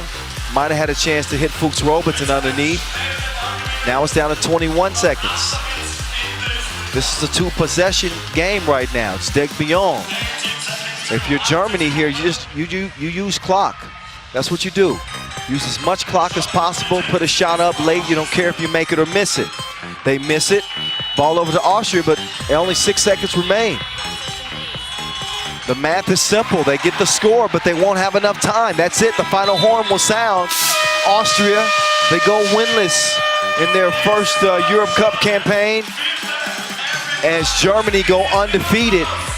That is it. That is all. The Germans, the number 2 seed, the number 1 seed, excuse me. Don't beat me up for that. Number 1 seed. They stay true to their ranking as they go 2-0.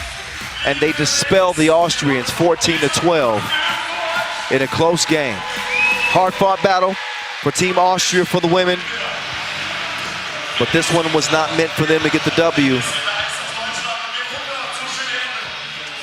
Look back at the final plays in this one. The final score for Austria. But that would be it. Meantime, Julian Above is standing by with world number 2, Sonja Greiner, who seems very prepared for this interview. Let's hear what she has to say. Ju, take it away, sir. Sonja, very intense atmosphere here. How does it feel to play against such a big crowd in such a unique location? Yeah, I mean, it was a great feeling. We knew it's going to be crowded playing against a home team, but it was a lot of fun, and yeah, you could really feel the intensity in here. Today we've seen you win 2 games, but offensively you haven't been able to play your best 3x3. You haven't been able to finish the games before the limit. What are the things you think you still need to improve offensively? Defensively, it's been very good, but offensively, what do you think you still need to change for the quarterfinals?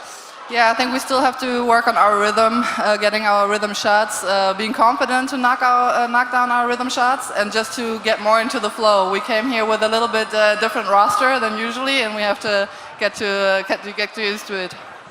See you tomorrow. Thank you. Okay. Listen, an honest answer from Sonia Greinerer, who says that they're still looking to get into their rhythm. And while they did pick up 2 wins, an 11-5 win over Estonia, a 14-12 win here over Austria, they weren't exactly the prettiest wins. They didn't reach the 21-point mark. The offense hasn't exactly been clicking, but they are finding ways to win, which at the end of the day is all that matters. The defense has been intact. So when we see them on day 3, they'll come in as a 2-0 team. But I think this squad would even tell you themselves that they can play better than they played in the 2 games here today. With that said, don't take away anything at all from Germany. The objective of the game is to win. I don't care if you reach 21 or you win it 6-4. A win is a win is a win. And this team is undefeated, and they are headed to the quarterfinals. They will look to keep it going. They finished runners-up last year, losing to Spain in the final. They'll hope to take it one step further this year. They'll have an opportunity. We'll get you updated on all of the quarterfinals matchups once the day is done, the end of business today. Of course, we still have 2 games left and a few more highlights for you to check out from this one. It was a hotly contested battle. Austria certainly had their hometown fans behind them. They made a game of it. They came within 2 points at the very end of the game. But to be honest, you never really felt like they were threatening the Germans in this contest. It is Germany, 2-0, led by Sonia Greinerer. They will head to the quarterfinals unbeaten. And again, they'll try to keep it that way as we'll head into the final day of action tomorrow. Only 2 more games to set our quarterfinal bracket officially. Now, we get it back to the men. The fellas will take over here in Pool C action. Let's see what Latvia and Poland have to bring to the table. The Latvians are already European champions.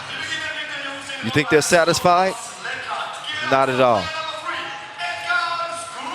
They won another one. Yeah, they won gold at the Tokyo Olympics.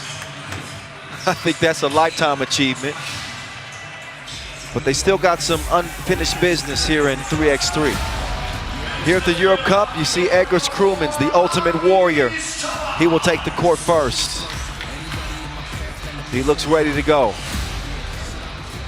He'll soon be joined by Agnes Chavars, who had the honor of carrying the flag for Latvia at the Tokyo Games just last summer. Batman has now taken the floor as well. Carlos Lasmanis, the game-winning shot at the Tokyo Olympic Games and the 2021 World Tour MVP. Lasmani is what I call him sometimes. We're gonna see if it's money time. Last but not least is that man, Robin, but he's not a second-hand hero. The Maze, Norris Miezis. We got a couple of former world #1s on this Latvian team. They're looking to go 2-0. You're probably wondering what they did earlier. Well, first of all, where have you been? Second of all, I'll go ahead and tell you. Latvia in their first game, they took care of Montenegro. They scored 22 points in that game. They got a chance to go 2-0 here and cruise into the quarterfinals. But that'll be easier said than done against a Poland team that also beat Montenegro 21-13, an 8-point victory for them. And this is a newly made Polish team. And from my eyes, this team looks good. I'm telling you, this is not going to be a walk in the park for the Latvians. Expect a hotly contested game here. Poland coming out with new addition, Krzysztof Sulima, Marcel Ponitka, longtime 3x3er Przemysław Zamoyski, we call him Zebo, because I can't pronounce his name properly. And Simon Arduk. I need to give Arduk a nickname because I also can't say his name properly either. But I'm trying. I'll get an A for effort and maybe a D for execution. I know, it's a shame. I've been doing this for 8 years. Anyway, nicknames. My guy Zebo actually hit me up on Instagram, and he said, "Hey man, let me update you on the nicknames. For Marcel Ponica, we call him Young Jeezy. For Krzysztof Suleiman, we call him Bison, or Polish Bison, however you want it." He gave me 2 nicknames for Suleiman. We'll get to him in a second, but his nickname is it's intact. We know Batman. He's the Cape Crusader in white. There's Zebo. Top Gun. A certified 3x3 star. Don't forget it. Played second fiddle to Michael Money in the Bank Hicks for years. He's always had that ability to be the go-to guy, and now he is for Poland. And much respect to Hicks. He's probably watching the action. He's a 3x3 legend for Poland. Led him to a bronze medal at the World Cup in 2019. And of course, this Polish team, not exactly these players, but Poland was Zamoyski leading the way, taking a bronze at last year's edition of the Euro Cup. But back to the nicknames. He said for Suleiman, Captain Seal is also a nickname that they give him. I don't know, I think I'll go with Bison, the Polish Bison. You know what? I'm gonna come up with my own nickname. Thank you, Zebo, but I'll work on it. It's my first time seeing the guy. 10, okay.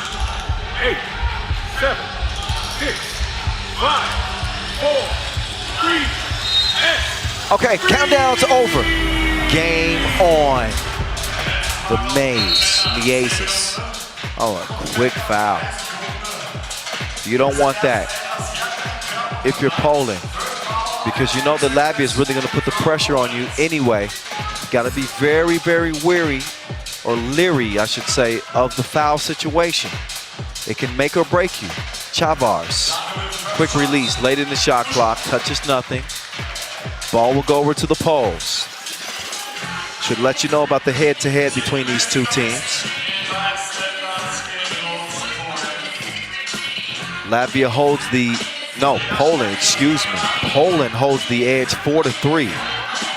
So Poland has beaten Latvia here in 2022 at the World Cup in Pool C action. They also beat them in Tokyo. Well, Latvia beat them in Tokyo. Latvia's come back, but Poland has usually had the edge in the head-to-head matchup, especially at the World Cup. 1-1 game.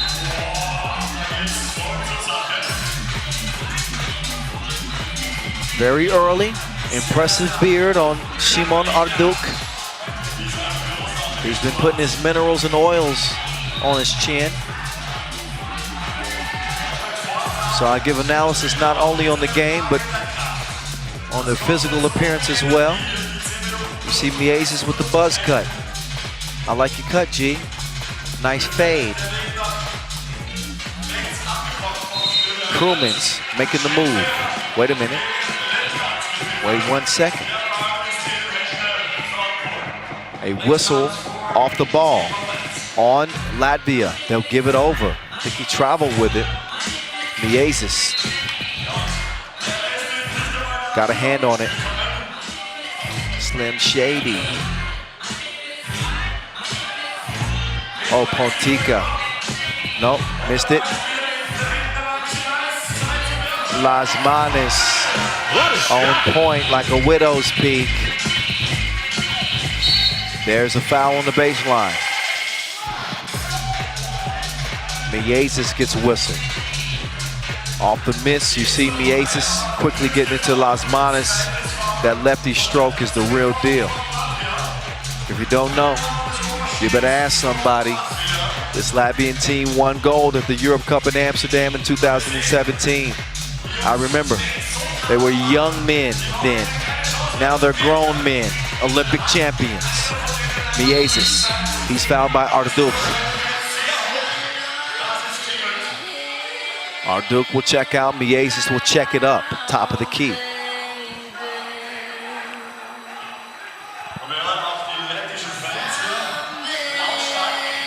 Here we go. Oh, Miezis, he's tricky with it, Tony Hawk.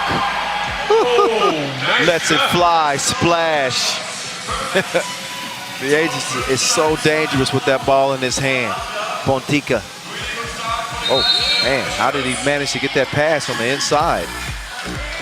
Somehow, some way, but look at it again at Miezis. All he needs is a glimpse at that rim. Once he pulls the trigger, you better take cover. He brought his firearm inside this place. Shreds and threads. Can Zebo answer back? Yes, he can. Two-piece, no biscuit. It's a two-point game. Krumens trying to big boy Zebo, and he does. He says, I'm the bully around these parts. Zebo, right back, no. The rim spit it out. Chavars to Las Manos. Las Manos operating well outside the two-point arc. Las Manos is driving. Las Manos will step back. Look, one leg. Doing his Doncic impression. That one off the iron, poked out of bounds. Take another look at Zamoyski. Gets a look. And he puts the round thing in the round thing. Las Manos ain't half bad at that either.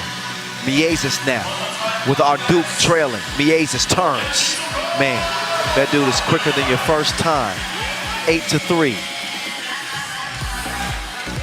Miezis in trouble there. Suleiman says, welcome to my world. Suleiman is a brute. Suleiman with a chance at a two-point play as we look back at the quick step from Miezis and Suleiman. The big body, big fella, new add to this Polish team. He's gonna knock in the free throw.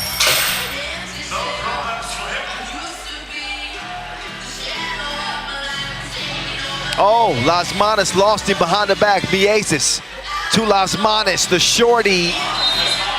Ricochets off the iron. We got a foul on the rebound attempt, and that's on Latvia. That is the 5th. Poland trailing by 5, but Latvia are in a bit more of a pickle in terms of the foul situation. So a 3-point game, it remains.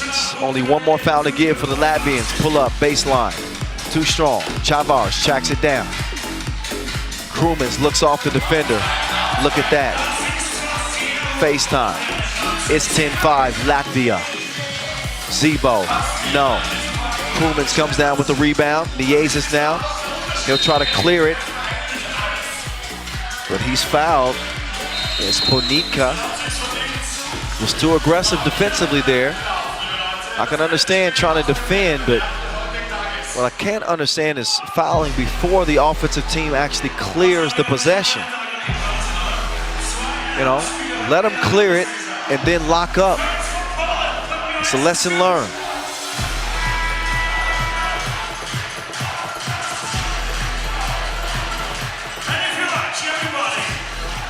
Speaking of the size of Christoph Suleiman, the dude stands 202. He weighs 106 kilos. He's a load. He's checking up on Chavars right now. I thought he was. Oh, well, Chavars got the step. He just blew the crib. Got to make those count. Although Latvia do lead 10-5. Rebound goes to Suleiman. Suleiman. He's got nothing happening right there. Chavars had him shut down like a computer. The chemistry on this Latvian team is so impressive. Nothing wrong with role players. Chavars does not expect to score a bunch of points. Krumens doesn't expect to touch the ball a lot. Especially when you have a dynamic duo, the superheroes, Robin and Batman. It was Robin who scored last for Latvia, as we saw Miezis sneak in for the layup. But Chavars rebounds, defends. If he gets an open shot, he knocks down the 2. Egers Krumins is a spot-up shooter. See? Well, that one was deflected. Las Manas does everything. He drains it from deep. That 2-piece makes it an 8-point game. Ponitka misses the shorty. He's down. It's 3-on-2 for now. Chavars attacking. Krumins down. He gets to the paint. Krumins, are you kidding me? My head is spinning right now. He's falling out of bounds. And if you're smart, you'll take this man to Vegas. You're going to win something. This Latvian has the luck of the Irish. As he threw it up, no look, and it still goes. Come on, man. It is 14-5. A 9-point lead for Latvia. Only 4 minutes into this game. Can Krumins make it a 2-point play? You better believe he can. It's in. Suleiman over to Zebo. Zebo, some contact on that 2 release. Miezis is whistled, so Zebo will shoot a couple. I remind you, Zamoyski, 46 points en route to leading Poland to that bronze medal just a year ago.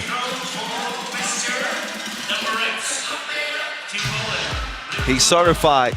He don't need a stamp. Zamoyski, however, cannot knock down the free throw.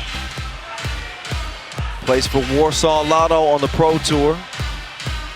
He was a part of that bronze medal team in 2019 in Amsterdam, and the Europe Cup team, obviously, last year.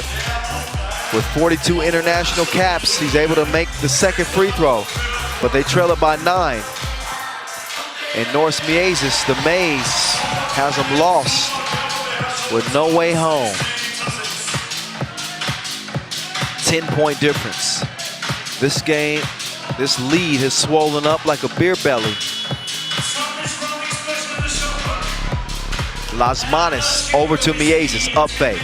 Miezis missed it, point blank range. Loose ball goes to Zamoyski. Zamoyski, 2 from the corner, yes. Miezis cannot answer. Las Manas getting the rebound, that foul called on Zebo. That is a 6th on Poland.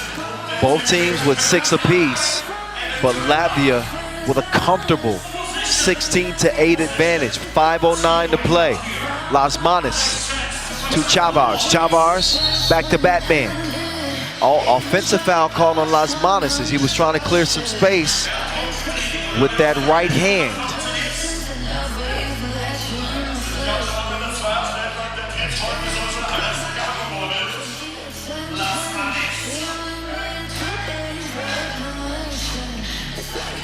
Shout out to Alexi and Rob. They tried to play me and Julian DeBove 2-on-2.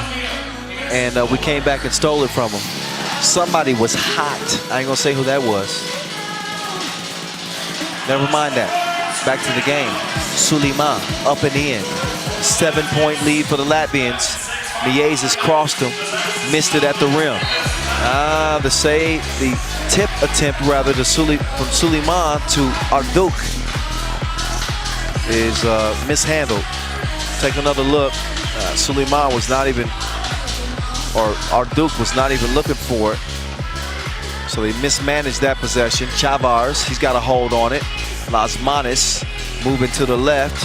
He's gonna pull up, hand up, so what? It's called FaceTime. Ain't no video chat either. 17-9. Latvia running away with this thing like Usain Bolt. It ain't even close. Krumins, he'll chunk the deuces. Rolls off the iron. Chavars is down. He better get up quickly. He does not. Suleiman will quickly kick to Arduk. Arduk with the deuce. 6-point game. 4 minutes to play. Krumins does not receive the package. He's down. Las Manas ISO game with Suleiman. He's got to be licking his chops. He left him. And Las Manas with a 2-handed bang.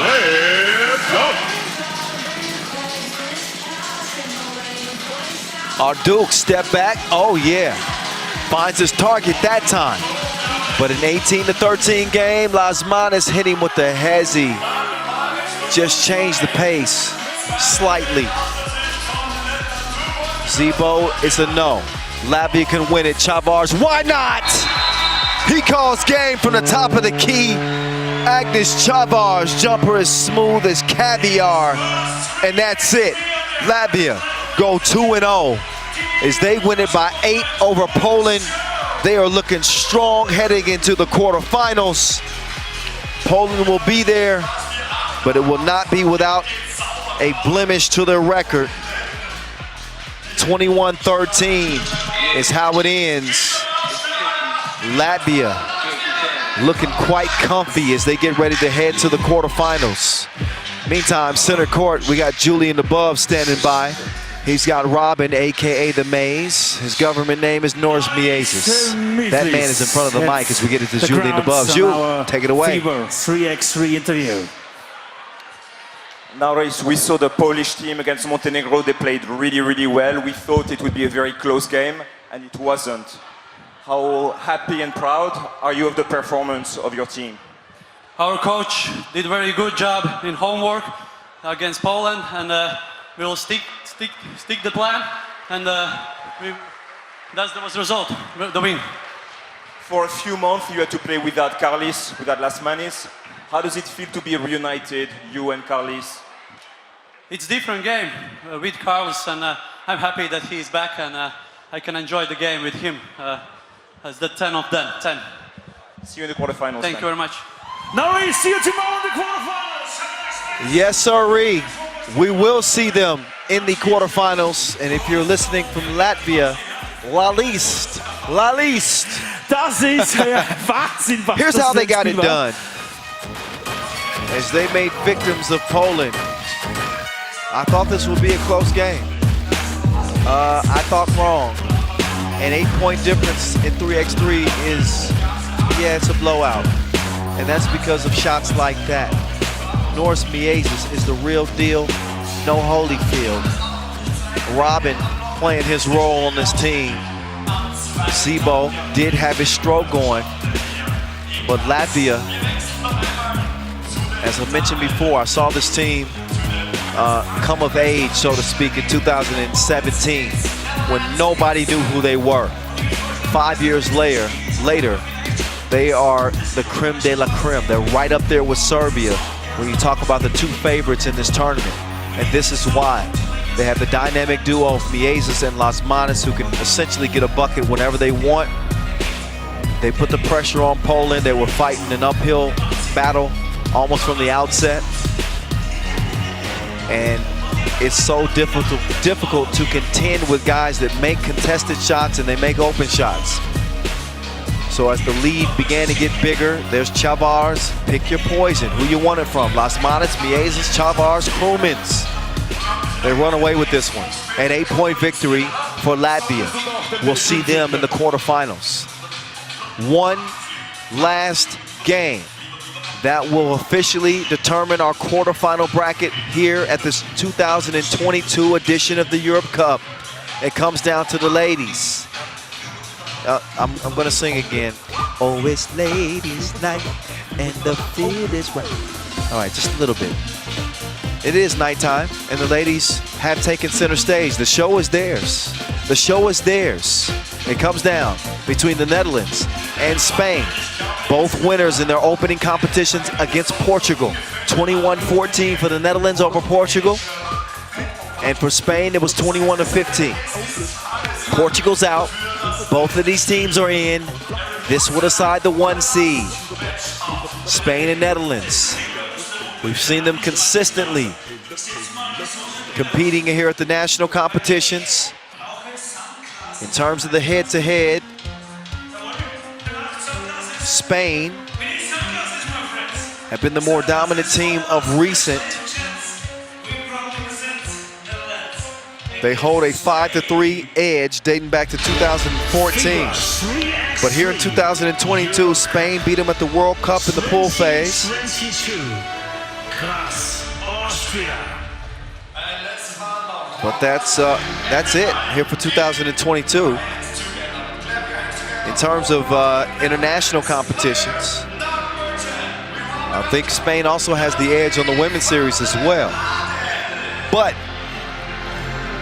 Natalie van den Adel is coming off a game where she was absolutely ablaze from 2-point range. Can the Duchess keep it rolling? We'll find out. It is our last 10-minute sprint of the day. She is joined by Lois Bettenville. They have a couple of new additions on this Netherlands team. Somebody coming out, whoever it is, coming out next is going to be, one of the new additions. Noord-Driesen isn't exactly a new addition, but Goritsma is. Brings some great size to this team, great energy to this team, offensively and defensively. That's Julia Goritsma with Noord-Driesen, Lois Bettenville, and Natalie van den Adel.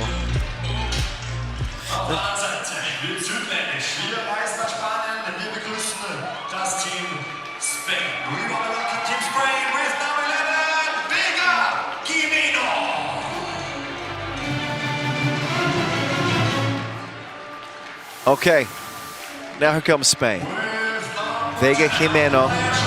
All you have to do is do a little research. If you look back to the 2021 Europe Cup, you'll find Spain on the podium above everybody else. They took gold over Germany. They're back out with Aitana Cueva,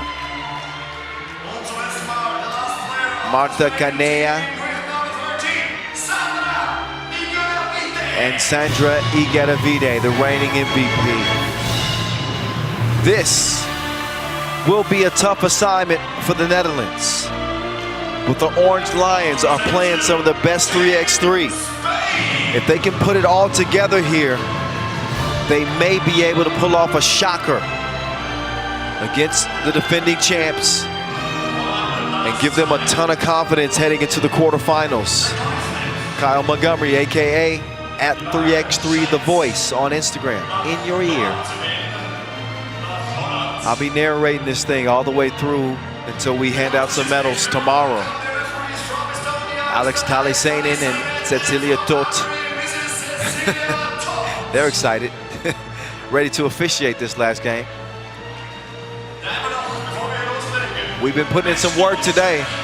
Speaking of putting in work, there's Natalie van den Adel. She's the leading scorer on this Netherlands team. She didn't single-handedly get it done. I don't want to disrespect her teammates in that way. But she really carried the load for them in game number 1.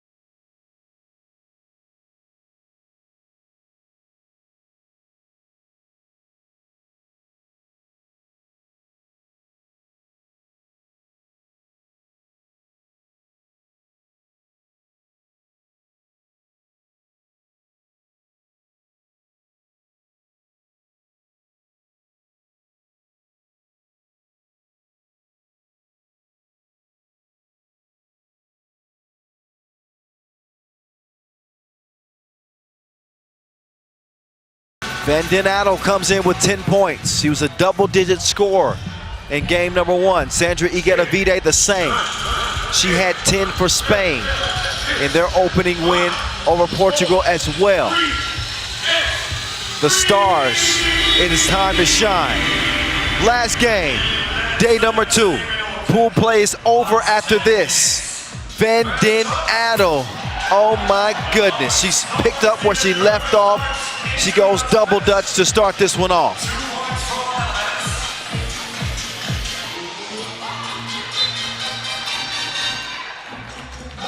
Check out Van Den Adele. Go easy on me, baby.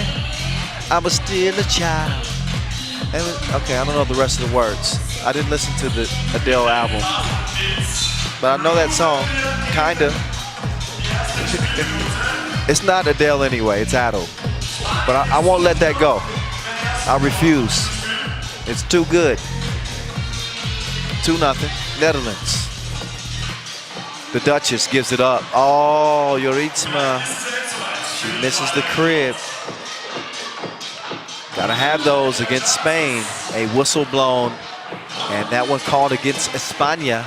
Aitana called for the offensive foul as Jimeno will check in. Vega.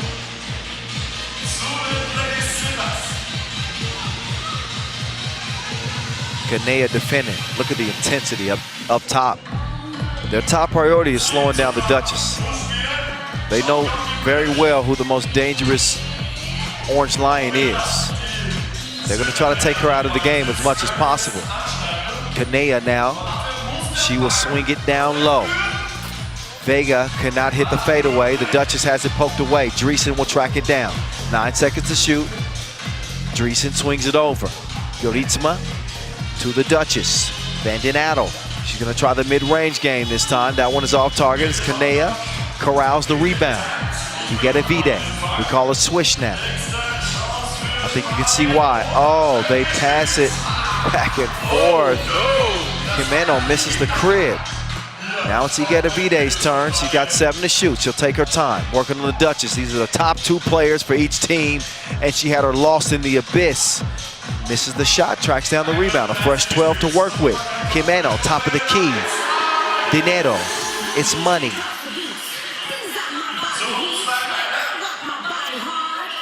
Two-2 game. Joritsma has it poked away. And that'll leave them with 3.4 seconds. Take another look at that last 2-point strike, straight on top of the key. Vega Jimeno, that is her hot spot. She don't need Wi-Fi.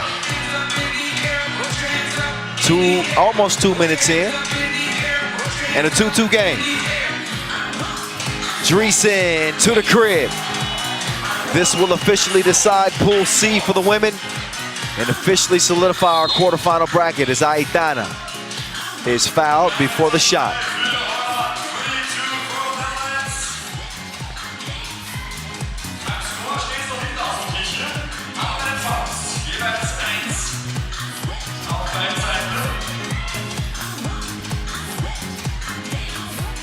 Sandra Swish, you got a V-Day, making the move on Dreesen. Dreesen with no choice but to foul.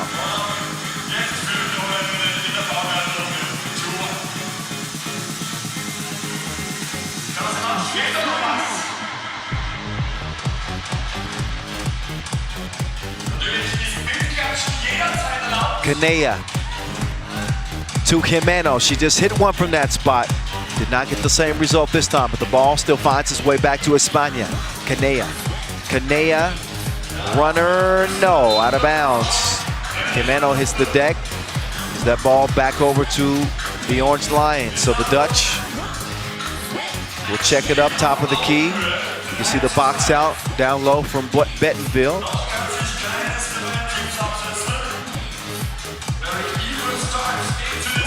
Bettenville. Wild shot. Earns a late whistle.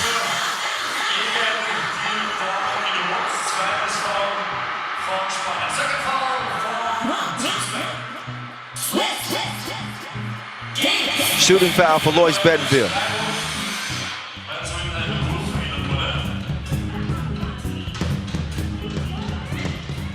Bettenville, Cash. He get a V-Day with a quick clear. Swish down low to Aitana, who's your mama. Bucket.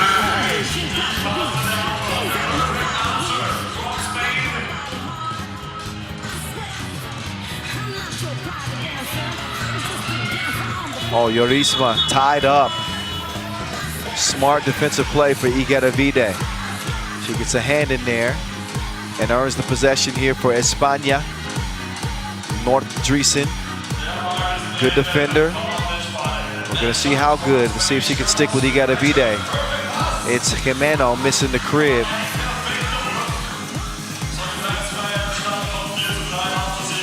Now Dreesen with a chance to show some of that offense here. Miss dribbles it. She's gonna put it up late in the shot clock, but that's not what they had hoped for. A 4-3 contest. Netherlands in front. Netherlands in front.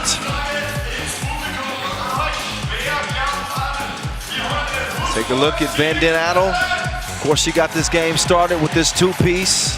Look at the flick of the wrist. She is dangerous. So is Vega Jimeno.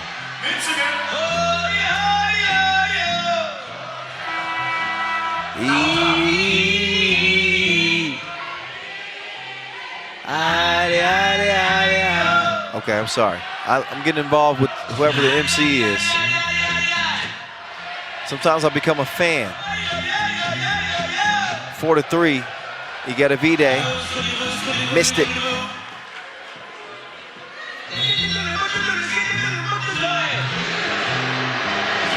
Got an offensive foul.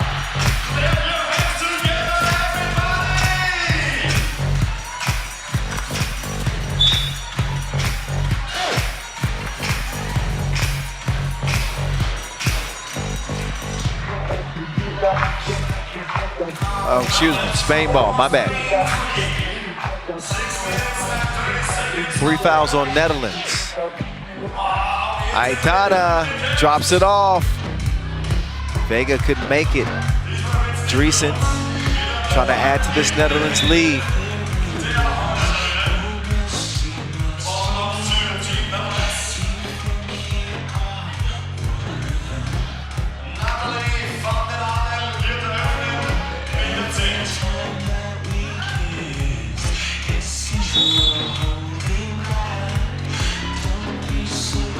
Almost 4 minutes in as Spain will pick up a third foul. Each team with 3 fouls apiece. Nice cut from Lois Bettenville. No choice but to foul her. So Lois will shoot one.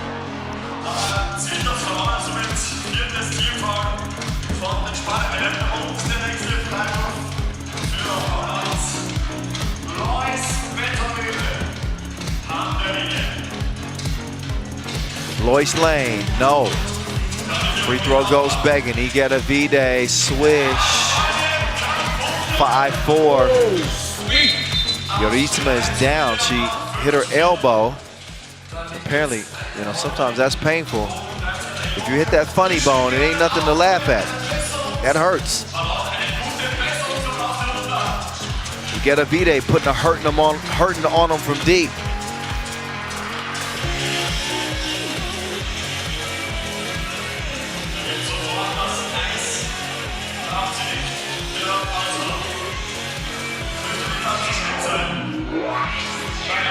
So official Alex will take.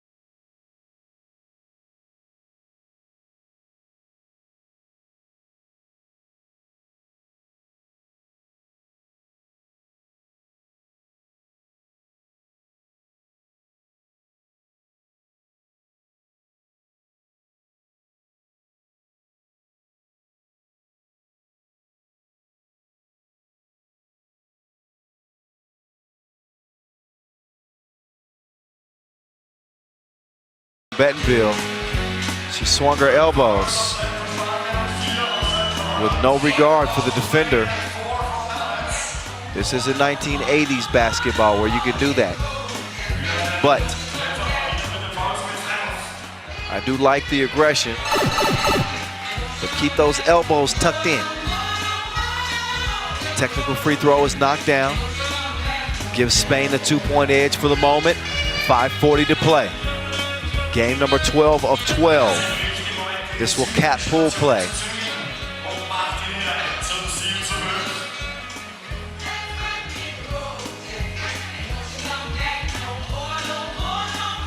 Van Den Adel steps through, and the Duchess is going to work. Igedevide. She sets up, gets the screen, and that'll be a 5th foul on the Netherlands. Foul on White.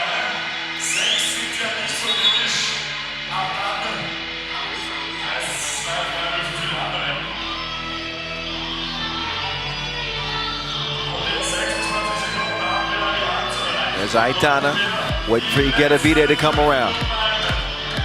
Sandra, swish, does not swish that one. Aitana saying that's off of the Netherlands. See if she wins that argument or not. Red ball. It is off of the Dutch. So Igedevide trying to work the screen. 2-on-1 for now. Igedevide takes it herself. She's got the right flavor scoop.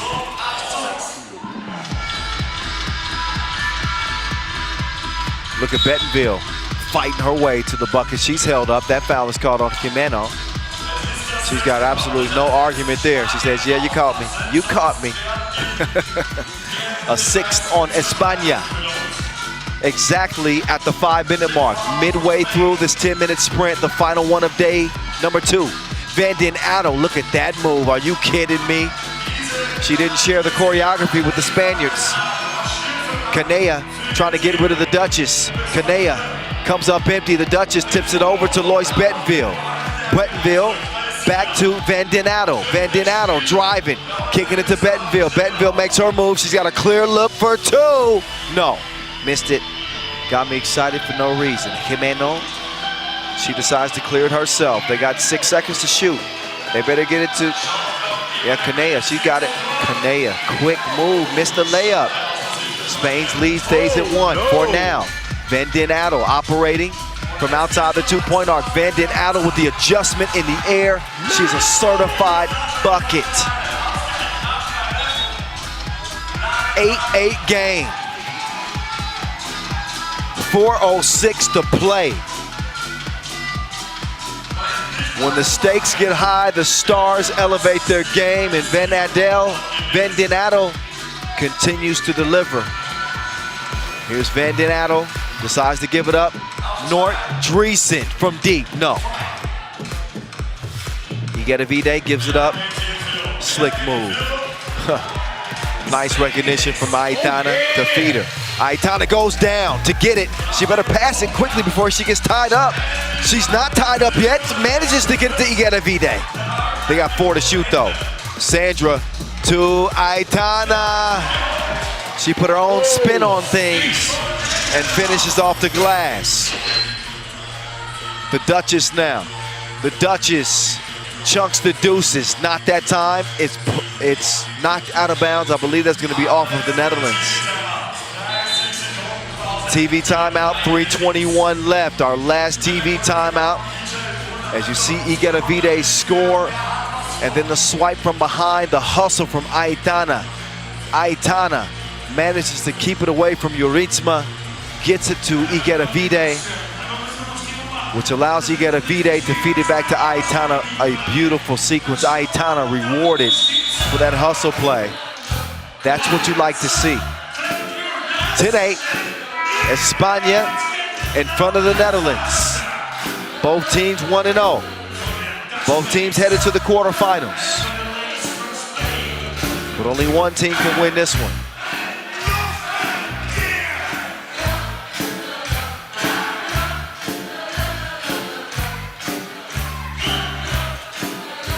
Shot off target. Bettenville. What in the world? She brought her lucky charm. It's 9-10, make that 11-9, and Spain answer quickly. But Lois Bettenville with the E, H-O-R-S-E. You wouldn't make that if you had 10 tries. Turnaround splash to keep the Netherlands within striking distance. Igedavide now, making her move on the baseline. She's gonna find Aitana, great positioning, does not make the lay. Igeddavide's pass is it was nearly stolen. Dreesen could not hold on to it. Nice hustle from her, but that ball will go back over to red. España will take over top of the key with the reigning MVP, with the Wilson in hand.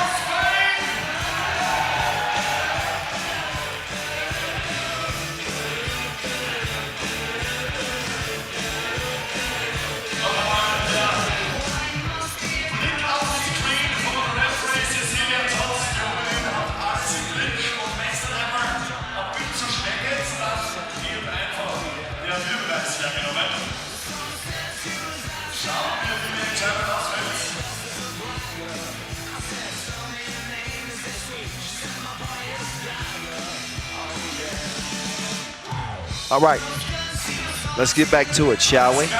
We shall. Aitana, wait, a whistle off the ball. That was out of my viewing screen. I couldn't see it. So 6 fouls apiece as Spain will reset. 2-point advantage. Aitana, check out the hook while the DJ revolves. Nice, nice, baby. All right, the 90s references are out. No more for the rest of the day. I promise. Dreesen's deflected. Look at the hustle from Bettenville, and Dreesen with another hustle. Did not get there in time.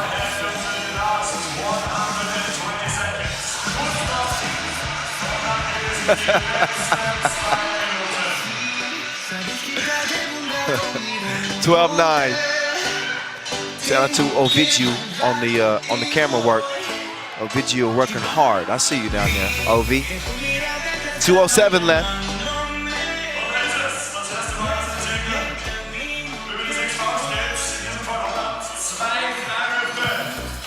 Seventh foul on the Netherlands. So 2 free throws for Vega Jimeno. Jimeno knocks it down. Spain's lead now at 4. 2:07 left. It is crunch time. And we ain't talking about no granola bars. It is a 5-point difference. If the Netherlands are gonna pull this out, they gotta hit some big shots. Kanea with Dreesen in front. Jimeno thinking about the 2. She's got Dreesen defending as well. Kanea, right to left crossover. Offensive foul is called.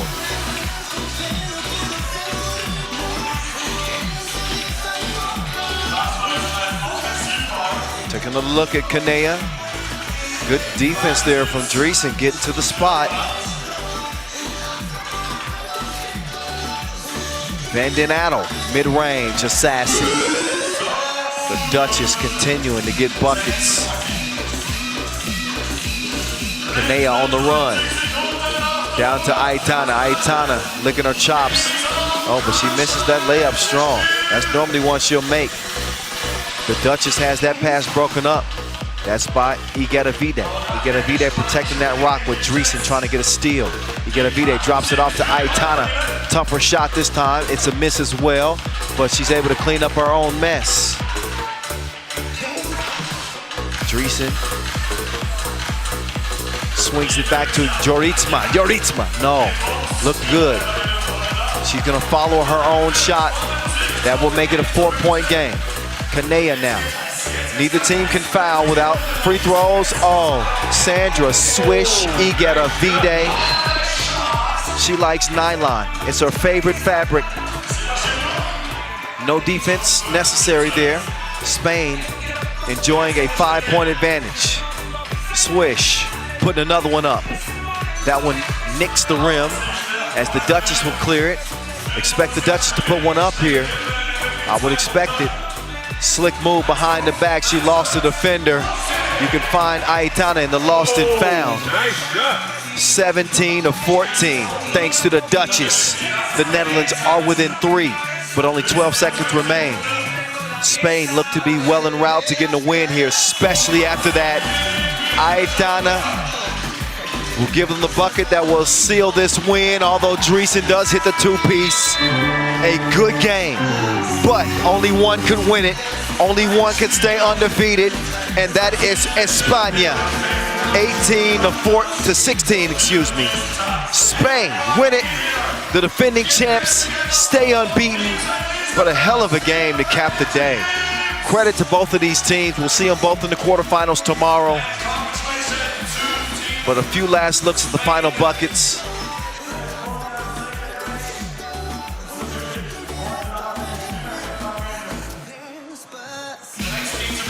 (18-16) again is the final. Marta Canea in Rama with her own fan club here in the building. Let's hear what she has to say after her 2-0 team now gets set to head to the quarterfinals. Julian, it's on you. So Marta, you probably had the group of death with Portugal and the Netherlands, two amazing teams, and still you finished the day with 2 wins, undefeated. How would you grade your day? Well, I think it's a very big achievement at this point because I think that we have a really, really tough group. Portugal was in a great moment. This summer they really performed super good. And the Netherlands, we saw that against Portugal, they made a huge game. So they were 2 big battles for us.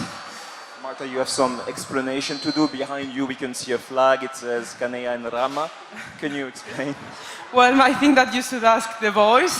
He's guilty, but it's a Spanish joke. I think it's something complicated to define in English. Congratulations again. See you tomorrow. Good luck. Thank you. Oh, thank you, Marta, for throwing me under the bus. Hey, don't ask me. Okay, I'll give you the explanation, but I'll only do it tomorrow after somebody explains it to me. In Rama. As we get a look at day 2's results, this is how the game ended up. We've got moving pictures for you. I think it's known as video these days. But what a hotly contested game. You knew this was going to be good between two teams that were playing with a lot of confidence. Both teams' star players playing at an extremely high level. Speaking of Sandra Igueravide and Natalie Van Den Adel, this game will come down to the complementary players around them. We saw Aitana Cuevas really assert herself. Of course, Igueravide. We call her Swish now for a reason. Swish Igueravide. She knocks it down from the left wing. She's so accurate from 2-point range, it's unbelievable. Canea drops it off, and you see Aitana with the footwork underneath. Took it to the body shop one time. And while Netherlands did have some frustrations in this game, they gave themselves an opportunity to potentially win it. They come up just short in the end. But neither one of these teams is a team that you can look past. I don't think anybody would dare look past the Netherlands or Spain as we head into the quarterfinals tomorrow. But again, that quarterfinal bracket is officially set. As we'll see the remaining teams go for gold. Igueravide, she's sure to finish near the top of the scoring chart. She came into this game with 10 points. What an unbelievable shot from Lois Bettenville, fading away. And then the old school hook off the window from Aitana. She's such a versatile big, dare I say it. But that is Big Mama's house down there. She can do what she wants. She handles things on the inside, and Igueravide handles things from the deep end. Get your scuba gear ready. She's gonna take you out there in the deep water. Dreesen making her contributions, pero it is an España win to cap the day. So, well, there's pool play for you, ladies and gentlemen. That happened quickly. You know what they say, though, time flies when you're having fun. And the first 2 days of action have been a lot of fun. Let's get a look at the pool results. Right now. There it is. No, it's coming up. Trust me. We'll show you the pool results here in a moment. And also the quarterfinal brackets as well. The quarterfinals will start at 1:05 local time tomorrow. Men's and women's competition. 6:05 is the time that we expect the semifinals to begin, as we'll get ready to crown again our 7th Europe Cup champion. And by 8 o'clock, we should be getting to our semifinals. And then I would expect before 10 p.m. tomorrow night, we should crown a champion of this 2022 Europe Cup. Here are the pool results that I was telling you about. In the women's competition, Germany, they go undefeated. Spain also go undefeated. Homestanding Austria, they won't be playing tomorrow. Netherlands finish up 1-1. They will be playing in the quarterfinals. Serbia, they go unbeaten despite being challenged by Slovenia. And they blew out Israel. And we saw Latvia also go undefeated. So Pool A for the women, Germany, the reigning Women's Series champs in Estonia will be playing on. Pool B, France, moving on, as well as Switzerland. Pool C for the women, we saw them in action today. Spain with 39 points and a 2-0 record. They move on, as well as the Netherlands. Portugal, thanks for playing in their first appearance, but not quite enough to advance to the quarterfinals. Poland for the women, I thought they were the team of the day in the women's category day 1. We'll see them again day 3, which is tomorrow, along with the Lithuania. Serbia, as I mentioned, the 3-time defending champs, they did what they do, win. They're in, as is Israel at 1-1. Slovenia are out, so they won't be winning their 2nd gold medal at the Europe Cup this year. Pool B for the men, Lithuania also looking very, very strong with Marius Užupis and Darius Tarvidis and company. The Austrian men picked up a big win on the heels of Nico Kaltenbrunner, on the wrist of Nico Kaltenbrunner, I should say. They'll be playing tomorrow, as well as Latvia, who go 2-0 here today. And Poland, they go 1-1. This new look Poland team, we will see them again tomorrow as well. And last but not least, Pool D for the men. The Netherlands fellas, I thought they were the team of day 1, unscathed. Belgium squeak in, they're hot and cold. We'll see the quarterfinals. Serbia against Poland, ooh-wee. Netherlands against Austria, that's a good one. Lithuania against Belgium, and Latvia against Israel. Those are the 8 men's teams, and the Elite 8 for the women. Germany and Netherlands, Poland and Switzerland, France against Lithuania, and Spain versus Estonia. Those, ladies and gentlemen, are your quarterfinals. Again, set to begin tomorrow at 1:05 local time. We expect to be at the semifinal stage at 6:05. It is going to be a long, exciting, fulfilling final day of play at this 2022 edition of the Europe Cup from Graz, Austria. All right, whew. It's time to get some sleep, right? All right, yeah, at least for me. We'll see you tomorrow, 1:05 local time. Day 3, we're going to hand out some medals at this 7th edition of the Europe Cup from Gratz. I'm Kyle Montgomery, a.k.a. the voice of 3x3. We will see you mañana.